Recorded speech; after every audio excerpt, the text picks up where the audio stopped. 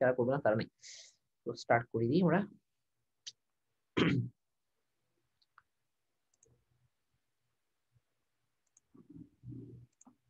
ওকে, দেখা যায় সবকিছু ওকে না? আশা করি প্রবলেম হওয়ার কথা না। ওকে, কি বলবো, চেষ্টা করতেছি।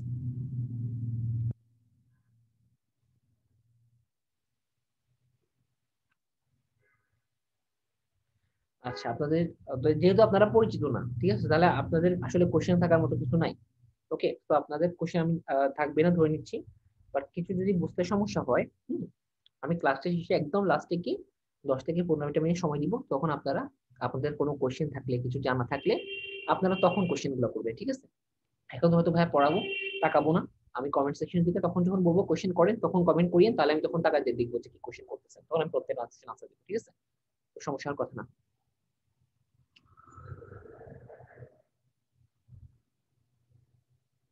কি ব্যাপার?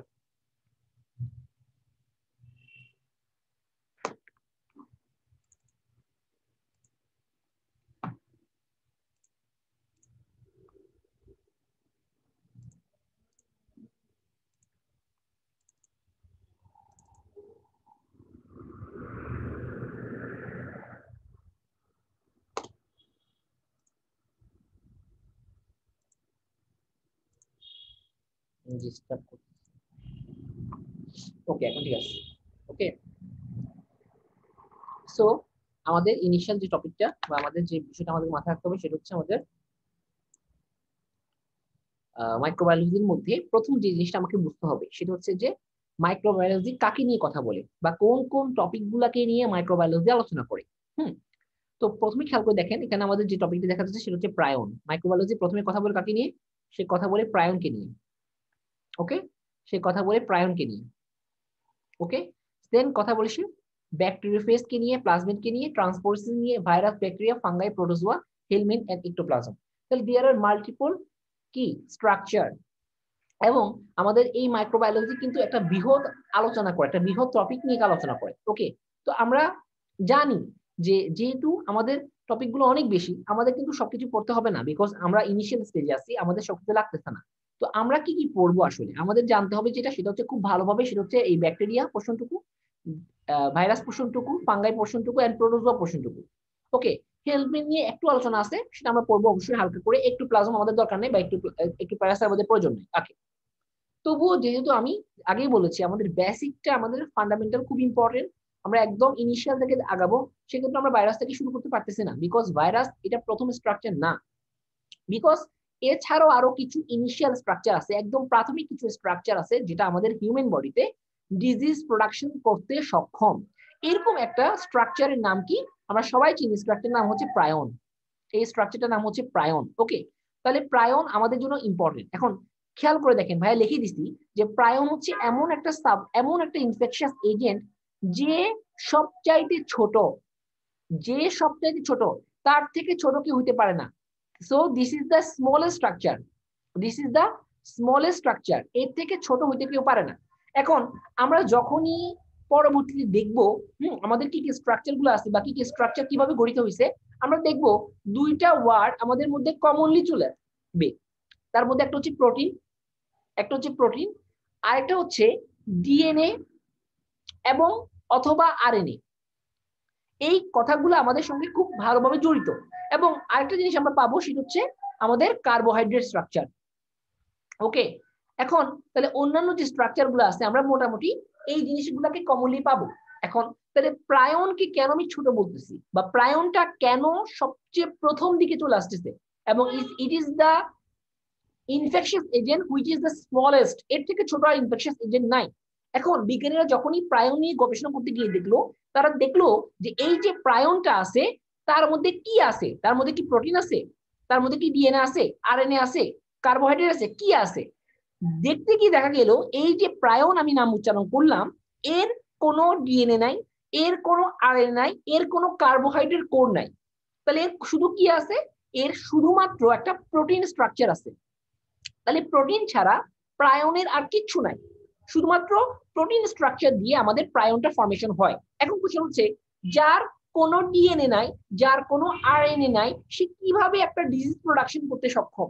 এটা খুবই কনফিউজিং। বিকজ আমরা সবাই জানি যে আমাদের যদি ডিজিজ প্রোডাকশন করতে হয় তাহলে কি করতে হয়, এই বিভিন্ন অর্গানিজম গুলো আমাদের বডিতে ঢুকে সেলগুলোকে হ্যাম্পার করে। এখন সেলগুলোকে হ্যাম্পার করার জন্য কি লাগে, ওদের কিছু নিজস্ব অ্যাক্টিভিটি লাগে।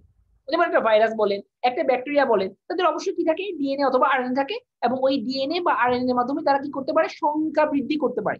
বিকজ সিম্পল একটা চিন্তা করেন, ধরেন কথা বেশি সুস্থ একটা মানুষ, আপনার বডিতে কোন একটা ভাইরাস প্রবেশ করছে। এখন কোশ্চেন হচ্ছে, এই ভাইরাসটা প্রবেশ করার সঙ্গে সঙ্গে কি আপনি অসুস্থ হয়ে যাবেন? কখনো না। কেন? কারণ এটা মনে রাখতে হবে যে ভাইরাস যখন আপনার বডিতে ঢুকলো তখন তার অ্যামাউন্ট খুবই নগণ্য, এবং এই স্বল্প অ্যামাউন্ট দিয়ে সে কখনোই আপনার বডিতে ডিজিজ প্রোডাকশন করতে পারবে না। তাহলে কেন পারবে না? বিকজ এই স্বল্প অ্যামাউন্টের ভাইরাস গুলা যদি আপনার সেলগুলোকে আক্রমণ করে, তখন আপনার বডির ইমিউন যে সিস্টেম আছে, ইমিউনিটি যে সেলগুলো আছে, তারা কি করবে, ইজিলি ওই ভাইরাস গুলোকে ডিস্ট্রয় করে ফেলবে, ওই ব্যাকটেরিয়া গুলোকে ডিস্ট্রয় করে ফেলবে, বিকজ তাদের সংখ্যা খুবই নগণ্য। এই জন্য কোন একটা ভাইরাস, কোন একটা ব্যাকটেরিয়া যখন আমার বডিতে প্রবেশ করে, সে এত বোকা না, সে ঢুকে আক্রমণ করে না, সে সবার প্রথমে খুঁজে কোথায় গেলে আমি সংখ্যা বৃদ্ধি করতে পারবো, অর্থাৎ মাল্টিপ্লিকেশন করতে পারবো। এই জন্য সে খুঁজে খুঁজে একটা স্পেসিফিক সাইটে গিয়ে জমা হয়। সেটা কোনো টিস্যুতে হতে পারে, ব্লাডে হতে পারে, এবং ওখানে গিয়ে সে চুপচাপ থাকে, কোন রকমের অ্যাটাক ম্যাটাক করে না, করলেও খুবই স্বল্প পরিসরে করে। এবং সে কি করে, ওখানে গিয়ে তার ডিএনএ অথবা আরএনএ অথবা বোথ দুইটার সাহায্যে নিয়ে সে কি করে, মাল্টিপ্লিকেশন করে। বিকজ একটা ভাইরাসকে যদি মাল্টিপ্লিকেশন করতে হয়, তাহলে একটা ভাইরাস থেকে যখন দুইটা ভাইরাস তৈরি হবে, তখন ওই ভাইরাসেরও কি লাগবে, ডিএনএ আরএনএ বা প্রোটিন লাগবে। এখন আগের ভাইরাসটার যদি ডিএনএ বা আরএনএ না থাকে, তাহলে সে কিভাবে প্রোটিন প্রোডাকশন করবে? ঠিক না? আমরা সবাই জানি যে আমাদের ডিএনএ কি এটা ব্লুপ্রিন্ট, এবং এই ব্লুপ্রিন্টটা থেকে কিন্তু কি তৈরি হয়, এমআরএনএ ফরমেশন হয়, যার রাইবোজোমের সহায়তায় কি করে, প্রোটিন ফরমেশন করে। তাহলে আমার নতুন কোন সেল বা নতুন আরেকটা পোর্শন তৈরি করার জন্য কি লাগবে, আমার ডিএনএ লাগবে, আমার আরএনএ লাগবে, আমার প্রোটিন লাগবে, যেটা ভাইরাস ব্যাকটেরিয়া গুলো আছে। কিন্তু আমি এখন যার নাম বলতেছি প্রায়ন, তার তো কিছু নাই, সে তো সিম্পল প্রোটিন কোড, তার আর কিছু নাই, তার নাই ডিএনএ, তার নাই প্রোটিন, ডিএনএ, তার নাই আরএনএ, কিছুই তো নাই। তাহলে সে কিভাবে মাল্টিপ্লিকেশন করবে? আর সে যদি মাল্টিপ্লিকেশন না করে, তাহলে তার পক্ষে ডিজিজ প্রোডাকশন করা কখনোই পসিবল না। তখন বিজ্ঞানীরা অনেক বেশি কনফিউজড হলো, ব্যাপারটা কি, তাহলে ও কিভাবে ডিজিজ প্রোডাকশন করতেছে। এবং দেখা গেল এই যে প্রায়ন গুলো আছে, তারা স্পেসিফিক্যালি একটা স্পেসিফিক সাইটে গিয়ে অ্যাটাক করে। সেই সাইটটার নাম হচ্ছে সেন্ট্রাল নার্ভাস সিস্টেম, আমরা সংক্ষেপে বলি এটাকে সিএনএস। তাহলে সে কি করতেছে, আমার সেন্ট্রাল নার্ভাস সিস্টেমে গিয়ে সে ডিজিজ প্রোডাকশন করতেছে। এবং ওই ডিজিজ গুলা নামটা কি, সেই ডিজিজটার নাম হচ্ছে একটা, আমরা সবাই বলি সংক্ষেপে বলি টিএসই, ডিজিজটার নাম সংক্ষেপে যেটার নাম সেটা হচ্ছে ট্রান্সমিসিবল, মানে যে ট্রান্সমিশন হয়, স্পঞ্জিওফর্ম এনকেফালোপ্যাথি। এনকেফালোপ্যাথি মানে হচ্ছে আমাদের সেন্ট্রাল নার্ভাস সিস্টেমের যে কোনো প্যাথোলজিক্যাল টার্মকে আমরা একসঙ্গে বলি pathy, so it is encephalopathy. Okay, তাহলে ডিজিজটার নাম হচ্ছে ট্রান্সমিসিবল স্পঞ্জিফর্ম এনকেফালোপ্যাথি, এটা সিম্পল ডিজিজটার নাম। এখন কোশ্চেন হচ্ছে, এই যে আমার প্রায়নটা, সে যখন সিএনএস বা সেন্ট্রাল নার্ভাস সিস্টেমে গেল, কোন একটা নিউরনকে সে অ্যাটাক করলো, সে তো একটা ক্ষুদ্র একটা পার্টিকেলস, এবং তার কোনো ডিএনএ আরএনএ নাই, তাহলে সে কিভাবে ওখানে গিয়ে মাল্টিপ্লিকেশন করলো? নিশ্চয়ই তার কোনো একটা পাওয়ার আছে, নিশ্চয়ই তার কোনো একটা মেকানিজম আছে, যার মাধ্যমে সে ওখানে গিয়ে মাল্টিপ্লিকেশন করতে সক্ষম। তখন বিজ্ঞানীরা গবেষণা করতে গিয়ে দেখলো, হ্যাঁ, তার কথা সত্য, তারা অবশ্যই এটা কি পেয়ে গেল, তার একটা মেকানিজম পেয়ে গেল। এবং তারা যখন মেকানিজমটা খুঁজতে গেল, তখন তারা এটা পেল। কি সেটা একটু বোঝা ট্রাই করি, আগে বুঝি, মুখস্থ করার কোনো প্রয়োজন নাই, আমরা সিম্পল টার্মগুলো বুঝবো, প্রত্যেকটা জিনিস বুঝবো, তারপর আমরা এগুলোকে অ্যাপ্লাই করব। এটা আপনার কাজ। ওকে, কিন্তু আপনার কাজ হচ্ছে আগে বোঝা, নোট করা, নোটগুলোকে সুন্দর করে রেখে দেওয়া, যাতে করে আপনি পরবর্তীতে এগুলোকে রিভাইজ দিতে পারেন। ঠিক আছে, তাহলে খেয়াল করে দেখেন, আমি ভাই বুঝাচ্ছি আপনাকে। So this is the neuron, আমরা বুঝতে পারছি যে নিউরনের cell body, and this is the নিউরনের এক্সন। আমি এগুলো নিয়ে কথা বলতে চাচ্ছি না, নিউরনের স্ট্রাকচার আমাদের দরকার নেই, এটা শুধু দেখেন, ইট is the neuronal sell body. আমরা সবাই জানি নিউরনের সেল বডিতে কি থাকে, একটা নিউক্লিয়াস থাকে, বিকজ আমরা জানি যে সেল বডি একটা কি, আমাদের সেল। সো সেল বডি যেহেতু একটা সেল, তার এখানে কি আছে, আমাদের এখানে একটা নিউক্লিয়াস আছে। So this is the nucleus. এবং আমরা দেখতে পাচ্ছি এটা কি, এটা হচ্ছে আমাদের নিউক্লিয়াসের মধ্যে অবস্থিত ডিএনএ। হ্যাঁ, নিউক্লিয়াসের মধ্যে অবস্থিত ডিএনএ, আমি সিম্পলি ডিএনএ আঁকছি, অবশ্যই এটা ক্রোমোজোম, আমি জাস্ট এত কিছু না ঝামেলা করার জন্য জাস্ট ডিএনএ আঁকছি। ওকে, এখন আমরা জানি যে এই ডিএনএ গুলো থেকে কি তৈরি হয়, আলটিমেটলি এমআরএনএ ফরমেশন হয়, এবং এমআরএনএ কি করে, আলটিমেটলি রাইবোজোমের সহায়তায় প্রোটিন ফরমেশন করে। তাহলে আমরা জানি যে প্রত্যেকটা সেলই কিন্তু প্রোটিন প্রোডাকশন করে, বিকজ প্রোটিন ছাড়া কোনো কিছু সম্ভব না। Protein enzyme, protein hormone, protein growth factor, protein ট্রান্সমিউজল factor, protein everything. So protein হচ্ছে আমাদের লাইফটাকে লিড করার জন্য সবচেয়ে ইম্পর্টেন্ট সাবস্টেন্স, উপাদান। তাহলে আমার এই যে নিউরনটা, সে অবশ্যই প্রোটিন প্রোডাকশন করতে সক্ষম, এবং সে কি করতেছে, তার ডিএনএ সহায়তায়, এমআরএনএ সহায়তায়, রাইবোজোমের সহায়তায় সে কি করতেছে, প্রোটিন প্রোডাকশন করতেছে। এখন মনে রাখতে হবে আমাদের প্রোটিনের অনেকগুলো স্ট্রাকচার আছে। একটাকে বলি প্রাইমারি স্ট্রাকচার, একটাকে বলি সেকেন্ডারি স্ট্রাকচার, একটাকে বলি টারশিয়ারি স্ট্রাকচার, একটাকে বলি কোয়াটারারি স্ট্রাকচার। আমাদের আপাতত এগুলো দরকার নাই, আমরা এগুলো বায়োকেমিস্ট্রিতে পড়ে আসছি, আমরা ধরে নিচ্ছি আমরা জানি। ওকে, তো যদি জেনে থাকি, আমরা সবাই জানি প্রাইমারি স্ট্রাকচার কাকে বলে, যখন অনেকগুলো অ্যামাইনো অ্যাসিড, হ্যাঁ, তাদের মধ্যে পেপটাইড বন্ড ফর্মেশন করে, তখন এই স্ট্রাকচারকে আমরা বলি অ্যামাইনো বা প্রোটিনের প্রাইমারি স্ট্রাকচার। ওকে, ভালো কথা। এন্ড দেন ওই প্রাইমারি স্ট্রাকচারটা একটা নির্দিষ্ট প্যাটার্নে সজ্জিত হয়, এই নির্দিষ্ট প্যাটার্নটাকে আমরা বলি secondary structure of the protein. এখন মনে রাখতে হবে আমাদের বডিতে স্পেসিফিক্যালি যতগুলো প্রোটিন প্রোডাকশন হয়, যে কোনো cell, not neuron, every cell, তারা অধিকাংশ ক্ষেত্রেই যে প্রোটিনটা প্রোডাকশন করে তার নাম বা তার স্ট্রাকচারটার নাম, তার সেকেন্ডারি স্ট্রাকচারটার নাম হচ্ছে, খুব ভালোভাবে খেয়াল করে দেখেন, এটা মনে রাখতেই হবে আমাদেরকে, সেটা হচ্ছে আলফা হেলিক্যাল স্ট্রাকচার। হেলিক্যাল কেন, হেলিক্সের মতো, হেলিক্স মানে হচ্ছে পেঁচানো। So this is the alpha helical structure. But alpha what beta আমাদের আপাতত দরকার নাই, আমরা আপাতত অ্যামাইনো অ্যাসিড সিকোয়েন্স নিয়ে কথা বলতেছি না, দরকার নাই। যদি কখনো বায়োকেমিস্ট্রি বলি তখন আমি আলফা বিটা বুঝে দিব, আপাতত ধরে নিচ্ছি আমরা জানি। So this is call alpha helical structure. কোনটা, এই যে আমাদের দেখা যাচ্ছে এই যে গোলা গোলা করে যে structure, this is call alpha helical structure. So this is the alpha helical structure. এখন খেয়াল করে দেখেন, যখন ধরেন কোনোভাবে আপনার বডিতে একটা প্রায়ন প্রবেশ করলো, এবং সে কি করলো, কোন একটা মাধ্যমে সে আলটিমেটলি সিএনএস বা সেন্ট্রাল নার্ভাস সিস্টেমে চলে গেল, এবং সেন্ট্রাল নার্ভাস সিস্টেমে গিয়ে সে কাকে অ্যাটাক করলো, সে কোন একটা নিউরনকে অ্যাটাক করলো, তাহলে সেই নিউরন যাকে সে অ্যাটাক করছে। ওকে, এই সেই নিউরন যাকে সে অ্যাটাক করছে, ভালো কথা। এখন জিনিসটা খেয়াল করে দেখি, সবার প্রথমে আমরা একটা প্রায়নের যে প্রোটিনটা, because prion is the only protein code, এই প্রোটিনটার দিকে একটু তাকাই। দেখেন, আমরা যদি কম্পেয়ার করি এই প্রোটিন স্ট্রাকচার এবং এই প্রোটিন স্ট্রাকচারটার মধ্যে সাদৃশ্যগতভাবে কোনো মিল নেই, দেখেই বোঝা যাচ্ছে একটা গোল্লা গোল্লা যেটা স্পাইরাল ফ্যাশন আসছে, হেলিক্যাল স্ট্রাকচার। ওকে, বাট আরেকটাকে দেখতে মনে হচ্ছে এটা অনেকটা ভাঁজ ভাঁজ করা, শীতের মতো। এই জন্য এই স্ট্রাকচারটার নাম দেওয়া হয়েছে beta pleated sheet structure. Beta pleated কি স্ট্রাকচার, এটা শীট হবে, নট শীট, আমি ঠিক করে একটু, বিটা প্লেটেড কি structure, sheet, beta pleated sheet structure.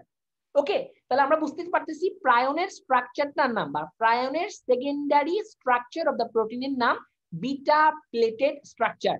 আর নর্মাল হিউম্যান বডিতে যে সেলগুলো আছে তারা যে প্রোটিন প্রোডাকশন করে সেই প্রোটিনের স্ট্রাকচারের নাম আলফা হেলিক্যাল স্ট্রাকচার। এখন এটার পার্থক্যটা কি, আমাকে মনে রাখতে হবে আমার বডি কন্টিনিউয়াসলি প্রোটিন প্রোডাকশন করতেছে। এখন একটা প্রোটিন কিন্তু লং টাইম ধরে কাজ করতে পারে না, বিকজ তাদের একটা কি আছে, ক্যাপাবিলিটি আছে, একটা সময় গিয়ে তার ক্যাপাবিলিটি লস হয় এবং সে বৃদ্ধ হয়ে যায়, এবং বৃদ্ধ প্রোটিন কাজ করতে পারে না, ফলে বডি কি করতে চায়, ওগুলাকে ডিস্ট্রয় করে ফেলতে চায়। এই জন্য বডি নতুন নতুন করে প্রোটিন প্রোডাকশন করে, এবং পুরাতন প্রোটিন গুলাকে বডি লাথি মেরে বের করে দেয়, ধ্বংস করে ফেলে, ডিস্ট্রয় করে ফেলে।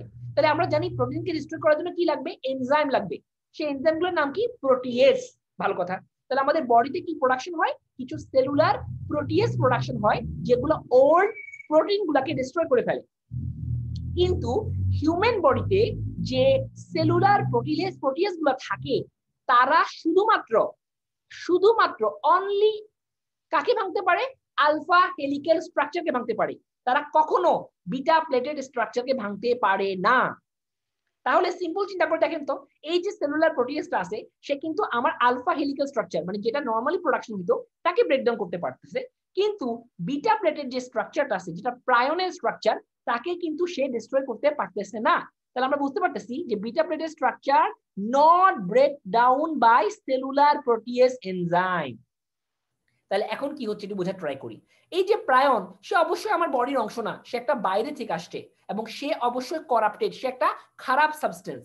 সে কি করবে, সে আপনার প্রোটিন যেটা আপনার বডিতে নরমালি প্রোডাকশন হতো তাকে সে করাপ্ট করে ফেলবে। করাপ্ট মানে হচ্ছে তার মধ্যে গিয়ে সে কিছু চেঞ্জ আনবে। তার অর্থ হচ্ছে সে কিন্তু নিউক্লিয়াসে কোনো ঝামেলা করতেছে না, সে কিন্তু ডিএনএ এর মধ্যে কোনো ঝামেলা করতেছে না, সে কিন্তু এমআরএনএ এর মধ্যে কোনো ঝামেলা করতেছে না, সে শুধুমাত্র কি করতেছে আপনার এই যে স্ট্রাকচার ফরমেশন হয়, কারণ বিকজ আপনার এই প্রোটিনটা যখন প্রোডাকশন হয় প্রাইমারি স্ট্রাকচার, তখন সে কই ঢুকে আমার এন্ডোপ্লাজমিক রেটিকুলাম এবং গলগি অ্যাপারাটাস ঢুকে, দেন ওখানে কি হয় তারা স্ট্রাকচার চেঞ্জ করে এবং বিভিন্ন স্ট্রাকচার ফরমেশন করে।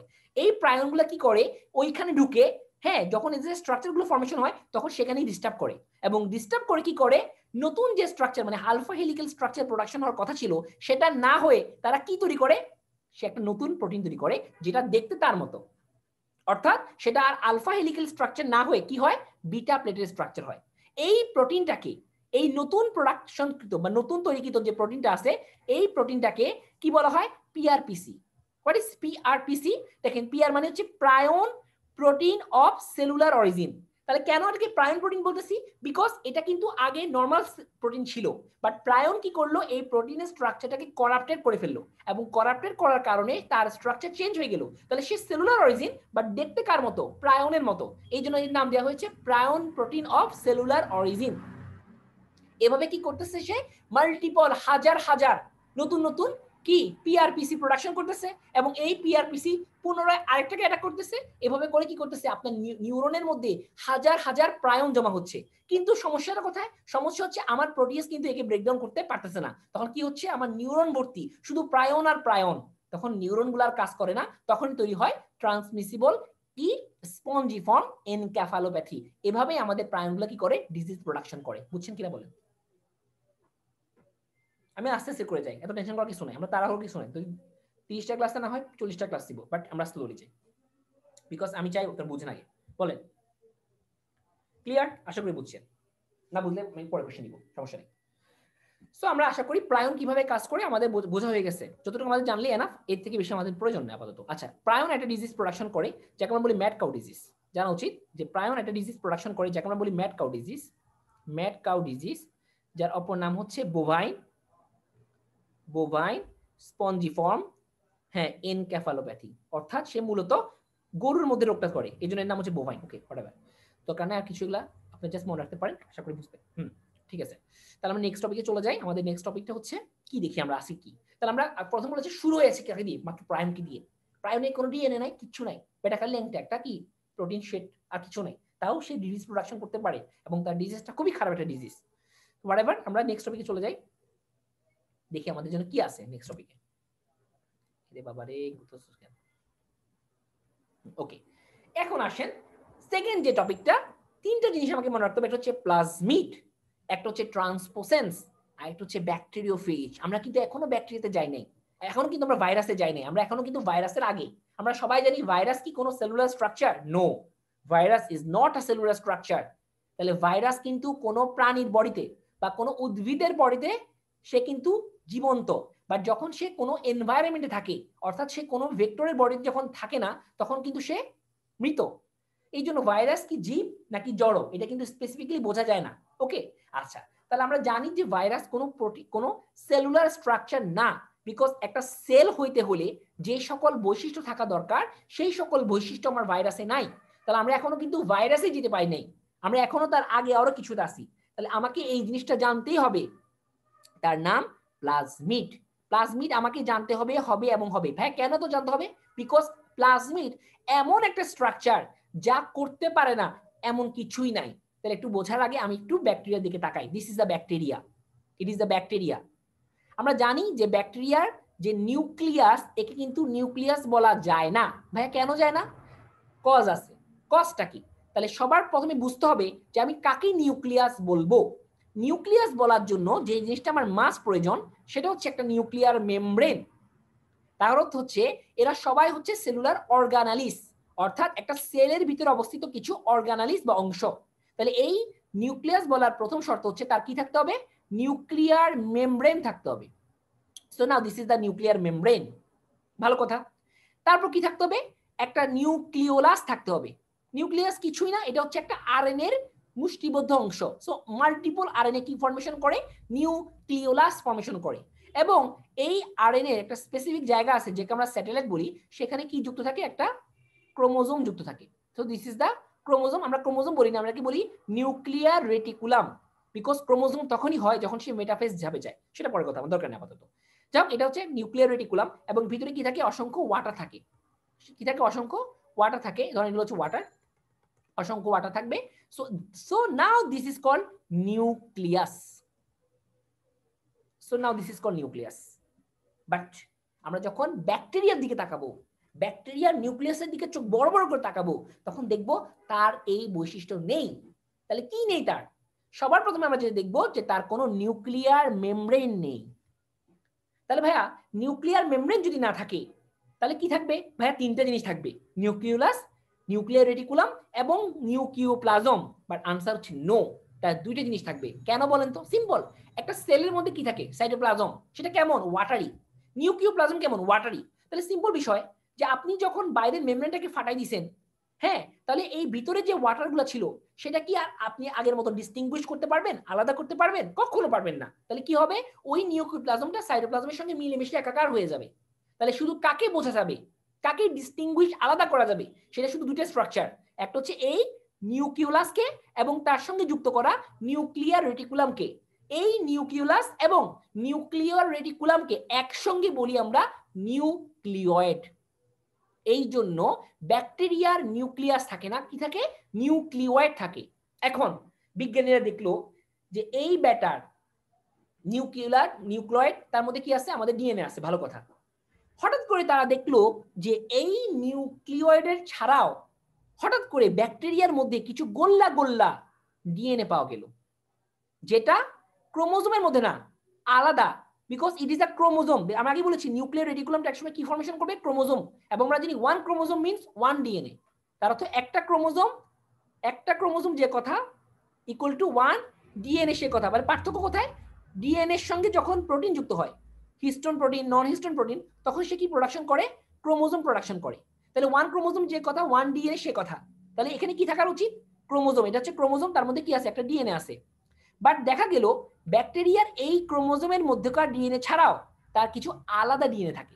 তাহলে সেগুলা কি ইন্ট্রাক্রোমোজোমাল নাকি এক্সট্রা ক্রোমোজোমাল? অবশ্যই সেটা হচ্ছে এক্সট্রা ক্রোমোজোমাল। তাহলে এক্সট্রা ক্রোমোজোমাল দেখতে কেমন? লম্বা নাকি গোল্লা? গোল্লা। So this is call extra chromosomal circular DNA. এবং এই জিনিসটাকেই বলা হয় পরবর্তীতে বিজ্ঞানীরা বললেন প্লাজমিড। আশা করি বুঝতে পারছেন প্লাজমিড কাকে বলা, আগে এটা বুঝতে পারছেন আশা করি, তাই কি? আচ্ছা,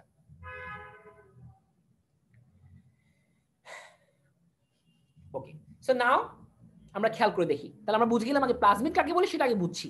এখন বিষয়টা হচ্ছে প্লাজমিড রোগ তৈরি করে কিভাবে করে, বিষয়টা তো ঝামেলা বিভিন্ন। এবার আসেন, আমরা জানি আমাদের ডিএনএ এর মধ্যে কি থাকে, আমরা সবাই জানি ডিএনএ এর মধ্যে জিন থাকে। হোয়াট ইজ জিন? জিন is call try nucleotide sequence. আপাতত আমরা ধরে নিচ্ছি আমরা জানি জিন কাকে বলে। ওকে, আমরা জানি আপাতত কাকে জিন বলে। তো জিন কি করতে পারে? সে বিভিন্ন ধরনের এমআরএনএ প্রোডাকশন করতে পারে, এবং সেখান থেকে ডিফারেন্ট টাইপের প্রোটিন প্রোডাকশন হয়, যেগুলো আমাদের লাইফটাকে বা আমাদের সেলগুলোকে কন্ট্রোল করে। এখন দেখা গেল কিছু কিছু প্লাজমিড, সব প্লাজমিড নয় কিন্তু, কিছু কিছু প্লাজমিডের মধ্যে এমন কিছু জিন পাওয়া গেল যারা নতুন কিছু প্রোটিন প্রোডাকশন করে। তার মধ্যে একটা প্রোটিনের নাম হচ্ছে টক্সিন, একটা প্রোটিনের নাম হচ্ছে অ্যাডহেসিন। ওকে, টক্সিন সিম্পল, যে টক্সিন মানে হচ্ছে এমন কিছু সাবস্টেন্স যা টক্সিসিটি করে, অর্থাৎ তারা এমন কিছু সাবস্টেন্স রিলিজ করবে, এমন কিছু প্রোটিন প্রোডাকশন করবে যেটা অন্যান্য সেল বা আপনার বডির সেলগুলোকে কি করবে? নষ্ট করে ফেলবে, গলায় ফেলবে, ডিস্ট্রয় করে ফেলবে। So this is called toxicity. এটা আমরা বুঝলাম। তাহলে হোয়াট ইজ অ্যাডহেসিন? অ্যাডহেসিন ওয়ার্ডটা আসছে অ্যাডহেশন থেকে। অ্যাডহেশন মানে লেগে থাকা। কার সঙ্গে লেগে থাকবে? আমাকে ভালোভাবে বুঝতে হবে, যদি কোনো একটা ব্যাকটেরিয়া আপনার বডিতে কোনো রোগ তৈরি করতে চায়, সবার প্রথমে কি করতে হবে? সে যেখানে অ্যাটাক করতে চায় সেখানে গিয়ে তাকে আটকায় থাকতে হবে। বিষয়টা হচ্ছে এমন যে আমি আপনাকে ঘুষি মারতে চাই, তো ঘুষি মারতে যদি চাই তাহলে অবশ্যই আপনার গালের সঙ্গে আমার হাতের কন্ট্যাক্ট থাকতে হবে। কন্ট্যাক্ট ছাড়া তো আমার হাতের ফোর্স আপনার গালে যাবে না। আমি যদি দূর থেকে এমনি এমনি করি তাহলে কি আপনি উল্টা খাই পড়ে যাবেন? পড়ে যাবেন না। তাহলে সবার প্রথমে শর্ত কি? কন্ট্যাকচুয়াল, মানে আপনার গাল আর আমার হাত কন্ট্যাক্টে আসতে হবে। তারপর আমি যে ফোর্সে বাড়ি দিছি সেই ফোর্সে খাই আপনি উল্টে যাবেন গা। সিম্পল বিষয় হচ্ছে এটা। ঠিক একইভাবে একটা ব্যাকটেরিয়া যদি আপনাকে অ্যাটাক করতে চায়, সবার প্রথম শর্ত হচ্ছে সে আপনার যেখানে অ্যাটাক করতে চায়, যে সেলগুলোকে অ্যাটাক করতে চায় সেই সেলগুলোর সঙ্গে তাকে জয়েন করতে হবে, যুক্ত হইতে হবে। যুক্ত হওয়ার জন্য কি লাগে? কিছু মলিকুল লাগে যেগুলা যুক্ত হইতে সাহায্য করে। এই মলিকুলগুলোর নামই হচ্ছে অ্যাডহেসিন। তাহলে বিজ্ঞানীরা দেখলো কিছু কিছু প্লাজমিড আছে যারা এমন কিছু জিন কন্টেইন করে যারা কিছু টক্সিন প্রোডাকশন করতে পারে অথবা অ্যাডহেসিন মলিকুল প্রোডাকশন করতে পারে। এবং এরা কি করে? তারা এগুলো প্রোডাকশন করার মাধ্যমে কোন একটা ব্যাকটেরিয়াকে ভিরুলেন্ট করে ফেলে। ভাইয়া ব্যাকটেরিয়া তো ভিরুলেন্ট হবে, এটা তো স্বাভাবিক না। এটা স্বাভাবিক না, কারণ আমরা সবাই জানি আমাদের বডিতে এমন কিছু ব্যাকটেরিয়া থাকে যারা কোনো রোগ তৈরি করতে পারে না, তাকে আমরা বলি নর্মাল ফ্লোরা। যেমন আমি যদি বলি আমাদের ওরাল ক্যাভিটিতে প্রচুর পরিমাণ ব্যাকটেরিয়া আছে, সবাই কি রোগ তৈরি করে? কখনো না।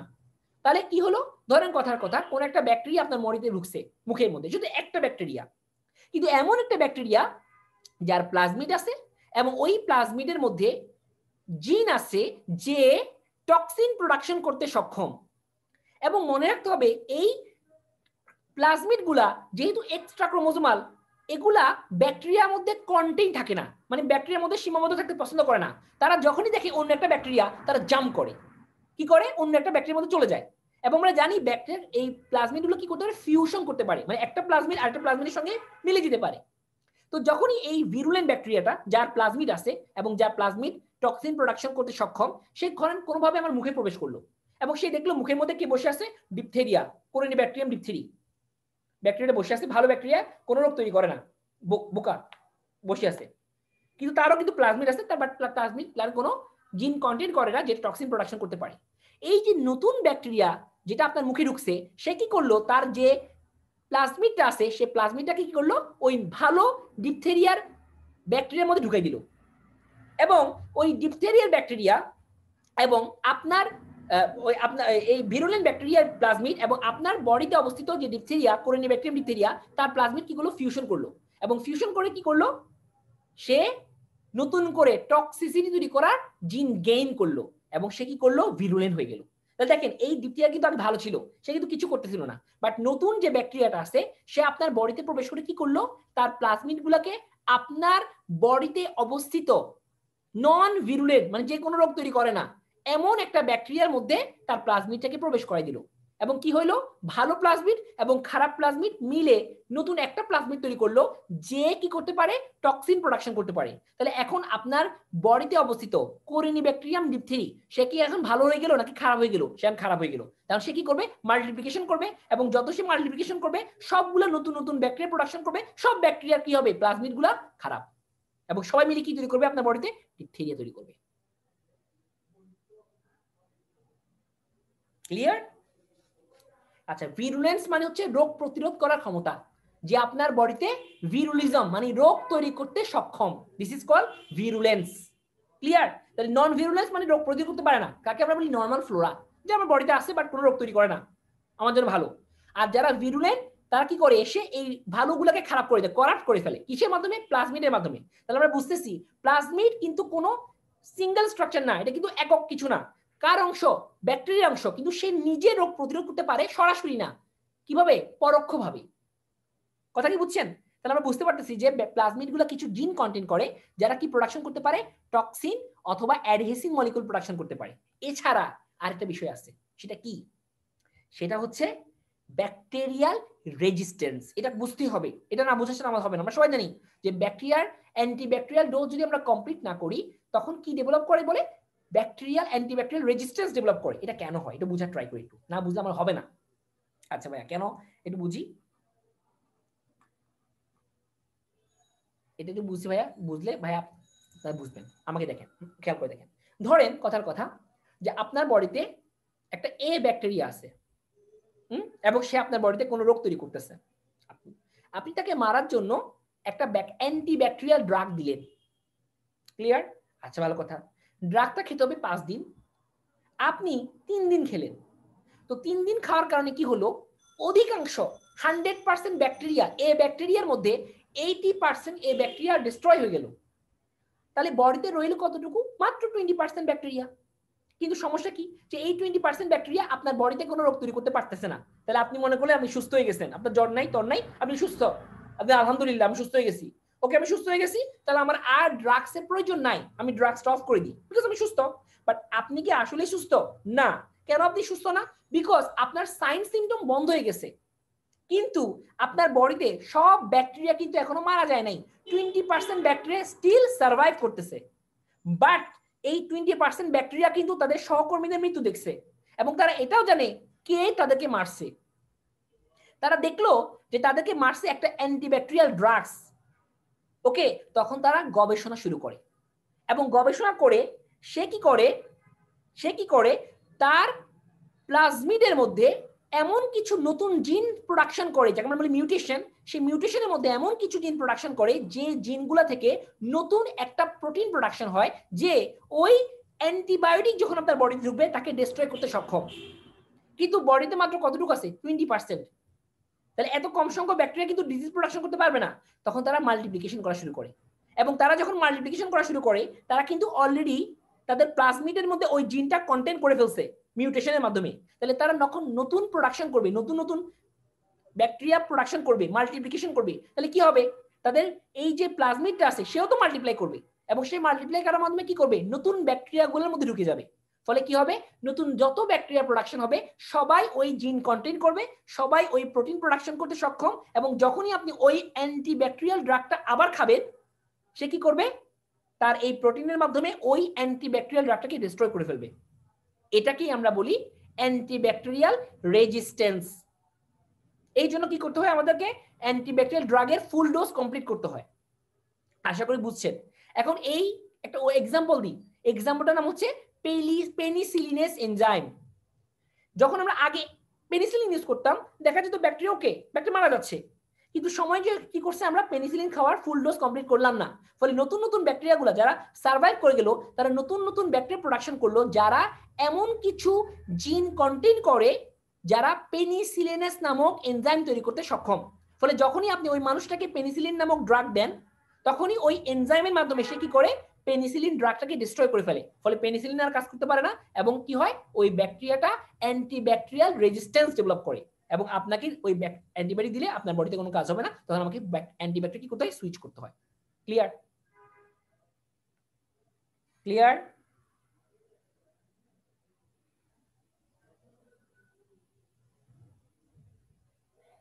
বুঝেছেন? বুঝেন নাই? আশা করি বুঝতে পারবেন নাকি? ওকে, আমরা টপিকে চলে যাই। আশা করি প্লাজমিড ক্লিয়ার। ওকে, আচ্ছা, তাহলে প্লাজমিড আমাদের ক্লিয়ার হয়ে গেল। প্লাজমিড যেটা আমি আগে বলেছি কি করে? কিছু রেজিস্ট্যান্স তৈরি করে কিসের মাধ্যমে? আমাদের বিটা ল্যাকটামেস বা পেনিসিলিনেস নামক এনজাইম প্রোডাকশন করে, যা কি করে? আমাদের পেনিসিলিনকে ডিস্ট্রয় করে ফেলে। ফলে পেনিসিলিন কাজ করতে পারে না এবং আলটিমেটলি ব্যাকটেরিয়া কি করে? রেজিস্ট্যান্স ডেভেলপ করে। এবং আমি আগে বলেছি প্লাজমিড কি করতে পারে? জাম করতে পারে একটা ব্যাকটেরিয়া থেকে আরেকটা নন ভিরুলেন্ট থেকে ভিরুলেন্ট। নন ভিরুলেন্ট কি করে? জাম করে আদার নন ভিরুলেন্টে যায় এবং সেটাকে কি করে? ভিরুলেন্ট করে ফেলে। ওকে, গুড। সো আমরা তাও আমাদের নেক্সট টপিকে চলে যাই। আমরা তাহলে দুইটা জিনিস ক্লিয়ার করে ফেললাম, আমাদের দুইটা ইম্পর্টেন্ট টপিক ক্লিয়ার। নাও আমরা ব্যাকটেরিওফেজ বলে একটা জিনিস আসবো। এটা ইজি, এটা আমরা জানি, আমরা ইন্টারে পড়ে আসছি। T2 T4 ব্যাকটেরিওফেজ নাম শুনছেন? T2 T4, হ্যাঁ পড়ছি না? এগুলোকে বলি ব্যাকটেরিওফেজ। কি করে দেখেন, ধরেন এটা হচ্ছে একটা ভাইরাস। ব্যাকটেরিওফেজ হচ্ছে ওয়ান কাইন্ড অফ ভাইরাস। এই ভাইরাসটা দেখতে কেমন দেখেন? এরকম, যার একটা প্রোটিন কোড আছে এবং যার ভিতরে কি আছে? একটা ডিএনএ অথবা আরএনএ আছে। ঠিক আছে, ধরেন এটা হচ্ছে আপনার ব্যাকটেরিয়া। এই ব্যাকটেরিয়াটা ভালো ব্যাকটেরিয়া, নন ভিরুলেন্ট ব্যাকটেরিয়া, মানে যে ব্যাকটেরিয়া কোনো রোগ তৈরি করতে পারে না। খেয়াল করে দেখেন কেন? তার যে প্লাজমিড ছিল সে ভালো প্লাজমিড, তার মধ্যে এমন কোনো জিন নেই যে জিনটা কি করতে পারে? কোনো ডিজিজ প্রোডাকশন করতে পারে না। ধরেন এই ভাইরাসটা কি করছে? ব্যাকটেরিয়াটাকে অ্যাটাক করছে এবং সে কি করলো? তার প্রোটিন কোডটাকে বাইরে রেখে শুধুমাত্র ডিএনএ অথবা আরএনএটাকে সেলের মধ্যে প্রবেশ করলো। দেখেন কি হইলো? দেখেন খালি হয়ে গেছে। কই চলে আসছে? এই যে এটা। সে কি করলো? এই ব্যাকটেরিয়ার যে প্লাজমিড ছিল সেই প্লাজমিডের সঙ্গে জয়েন করলো, করে কি করলো? নতুন একটা প্লাজমিড প্রোডাকশন করলো। বাট এই প্লাজমিডটা কিন্তু আগের প্লাজমিডের মতো না। এই প্লাজমিডটা নতুন একটা প্লাজমিড যার মধ্যে এমন কিছু জিন আছে যে জিনগুলো কি করতে পারে? টক্সিন প্রোডাকশন করতে সক্ষম। তাহলে এখন কি হবে? আগে ছিল নন ভিরুলেন্ট, এখন হয়ে গেল কিসে? ভিরুলেন্ট। ক্লিয়ার? তাহলে আগে ছিল নন ভিরুলেন্ট, এখন হয়ে গেল ভিরুলেন্ট। কার সাহায্যে? এই ব্যাকটেরিওফেজের সাহায্যে। একটা এক্সাম্পল হচ্ছে, এটাও একটা example, লিপথেরিয়া exotoxin, same example. Clear? দেন আসেন ট্রান্সপোসেন্স। এটা কি? এটা কিছু না, তেমন দরকার নেই, এটা স্পেসিফিক্যালি এটা হচ্ছে one kind of DNA fragments, DNA এর খণ্ড, যা কি করতে পারে? একটা ব্যাকটেরিয়া থেকে আরেকটা ব্যাকটেরিয়াতে জাম্প করতে পারে। এটাকে আমরা বলি মোবাইল জিন, জাম্পিং জিন। জাস্ট এটা মনে রাখেন, এটা একবার এফসিপিএস আসছিল। হ্যাঁ, যে ট্রান্সপোসেন জিনিসটা কি, এটা হচ্ছে একটা জাম্পিং, এটা কি বলে, এটাকে বলি জাম্পিং জিন বা মোবাইল জিন, আর কিছু লাগবে না, এটা একবার আসছিল, দেখে নিন আপনার ইচ্ছা করলে। এবার আসেন ভাইরাস, আমরা এখন ভাইরাস নিয়ে ডিটেলসে কথা বলবো না, আমরা ভাইরাস নিয়ে যখন ভাইরোলজি পড়বো তখন একদম ডিটেলসে খেয়ে ফেলবো আমরা, ঠিক আছে, তখন আমরা ডিটেলসে পড়বো। জাস্ট এখন একটু সিম্পল আলোচনা করার দরকার দেখে বলতেছি। ভাইরাস কাকে বলে? আমরা জানি ভাইরাসে কি থাকে, একটা প্রোটিন থাকে, একটা প্রোটিন কোড থাকে, এই কোডটাকে আমরা বলি নিউক্লিওক্যাপসিড। এবং ভাইরাসে কি থাকে ভালোভাবে মনে রাখতে হবে, ভাইরাসে থাকে ডিএনএ অথবা নট এন্ড অর আরএনএ। তার অর্থ হচ্ছে এমন কোনো ভাইরাস পাওয়া যায় না যার বডিতে ডিএনএ এবং আরএনএ দুইটাই একসাথে পাওয়া যায়, ইটস নট পসিবল। শুধু ডিএনএ অথবা শুধু আরএনএ, ডাবল বা বোথ পসিবল না, ঠিক আছে, তখন এটা ভাইরাস প্রোডাকশন করে। এবং কিছু ভাইরাস আছে যারা হচ্ছে ক্যাপসুলেটেড, আর কিছু ভাইরাস হচ্ছে যারা হচ্ছে নন ক্যাপসুলেটেড। তার অর্থ হচ্ছে এই নিউক্লিও ক্যাপসিডের বাইরে অনেক সময় কি থাকে, একটা ভাইরাসের আবরণ থাকে, কিছু ভাইরাসে থাকে, কিছু ভাইরাসে থাকে না। তো কাদের থাকে? যারা সেল মেমব্রেন চুরি করে নিয়ে যায়, এটা দরকার আপাতত। আচ্ছা, ভাইরাসের যে সেল ডিভিশন স্ট্রাকচার তাকে আমরা কিন্তু বলি না যে বাইনারি ফিশন বা মিউটেশন, মাইটোসিস মিউটিস, কি বলি তাকে আমরা? ডিঅ্যাসেম্বল রিঅ্যাসেম্বল। ওকে, এটাকে প্রসেসটার নাম, জাস্ট এটা মনে রাখেন, আমার দরকার নেই। আমরা যখন ভাইরাস পড়বো, আমরা আজকে বাইরে পড়বো, এখানে আসেন। আশা করি এতটুকু জিনিস বুঝতে পারছেন। আমার কথা রিপিট করে আসতেছে, ডিস্টার্ব করতেছে? আমার কথা কি ডিস্টার্ব করতেছে নাকি?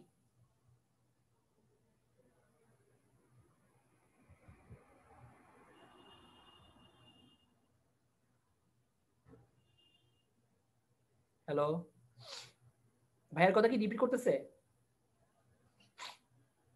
বা জানান, জানান, সমস্যা থাকলে জানান।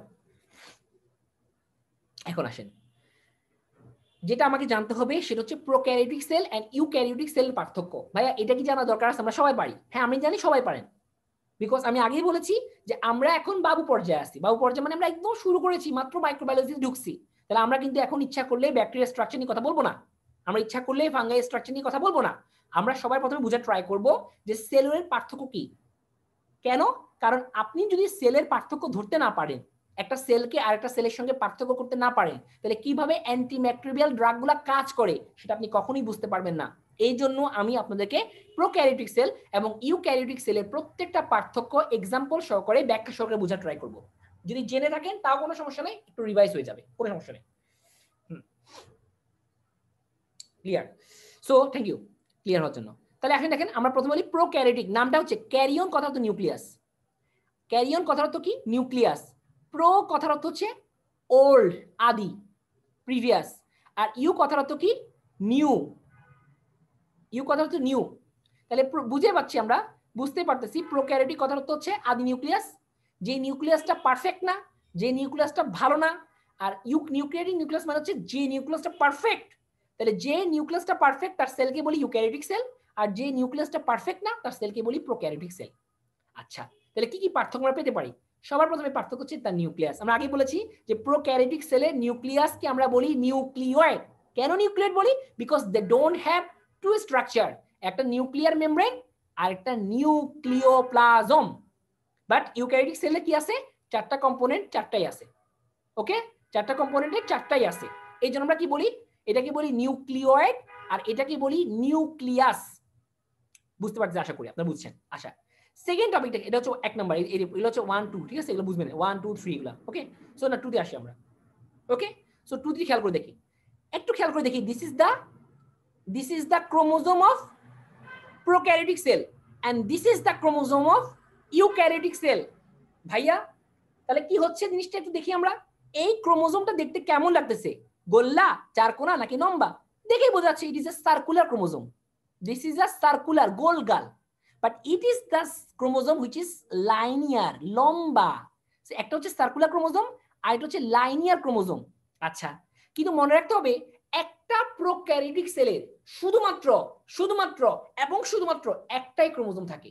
one prokaryotic cell contain only one chromosome, কখনো দুইটা ক্রোমোজোম থাকবে না।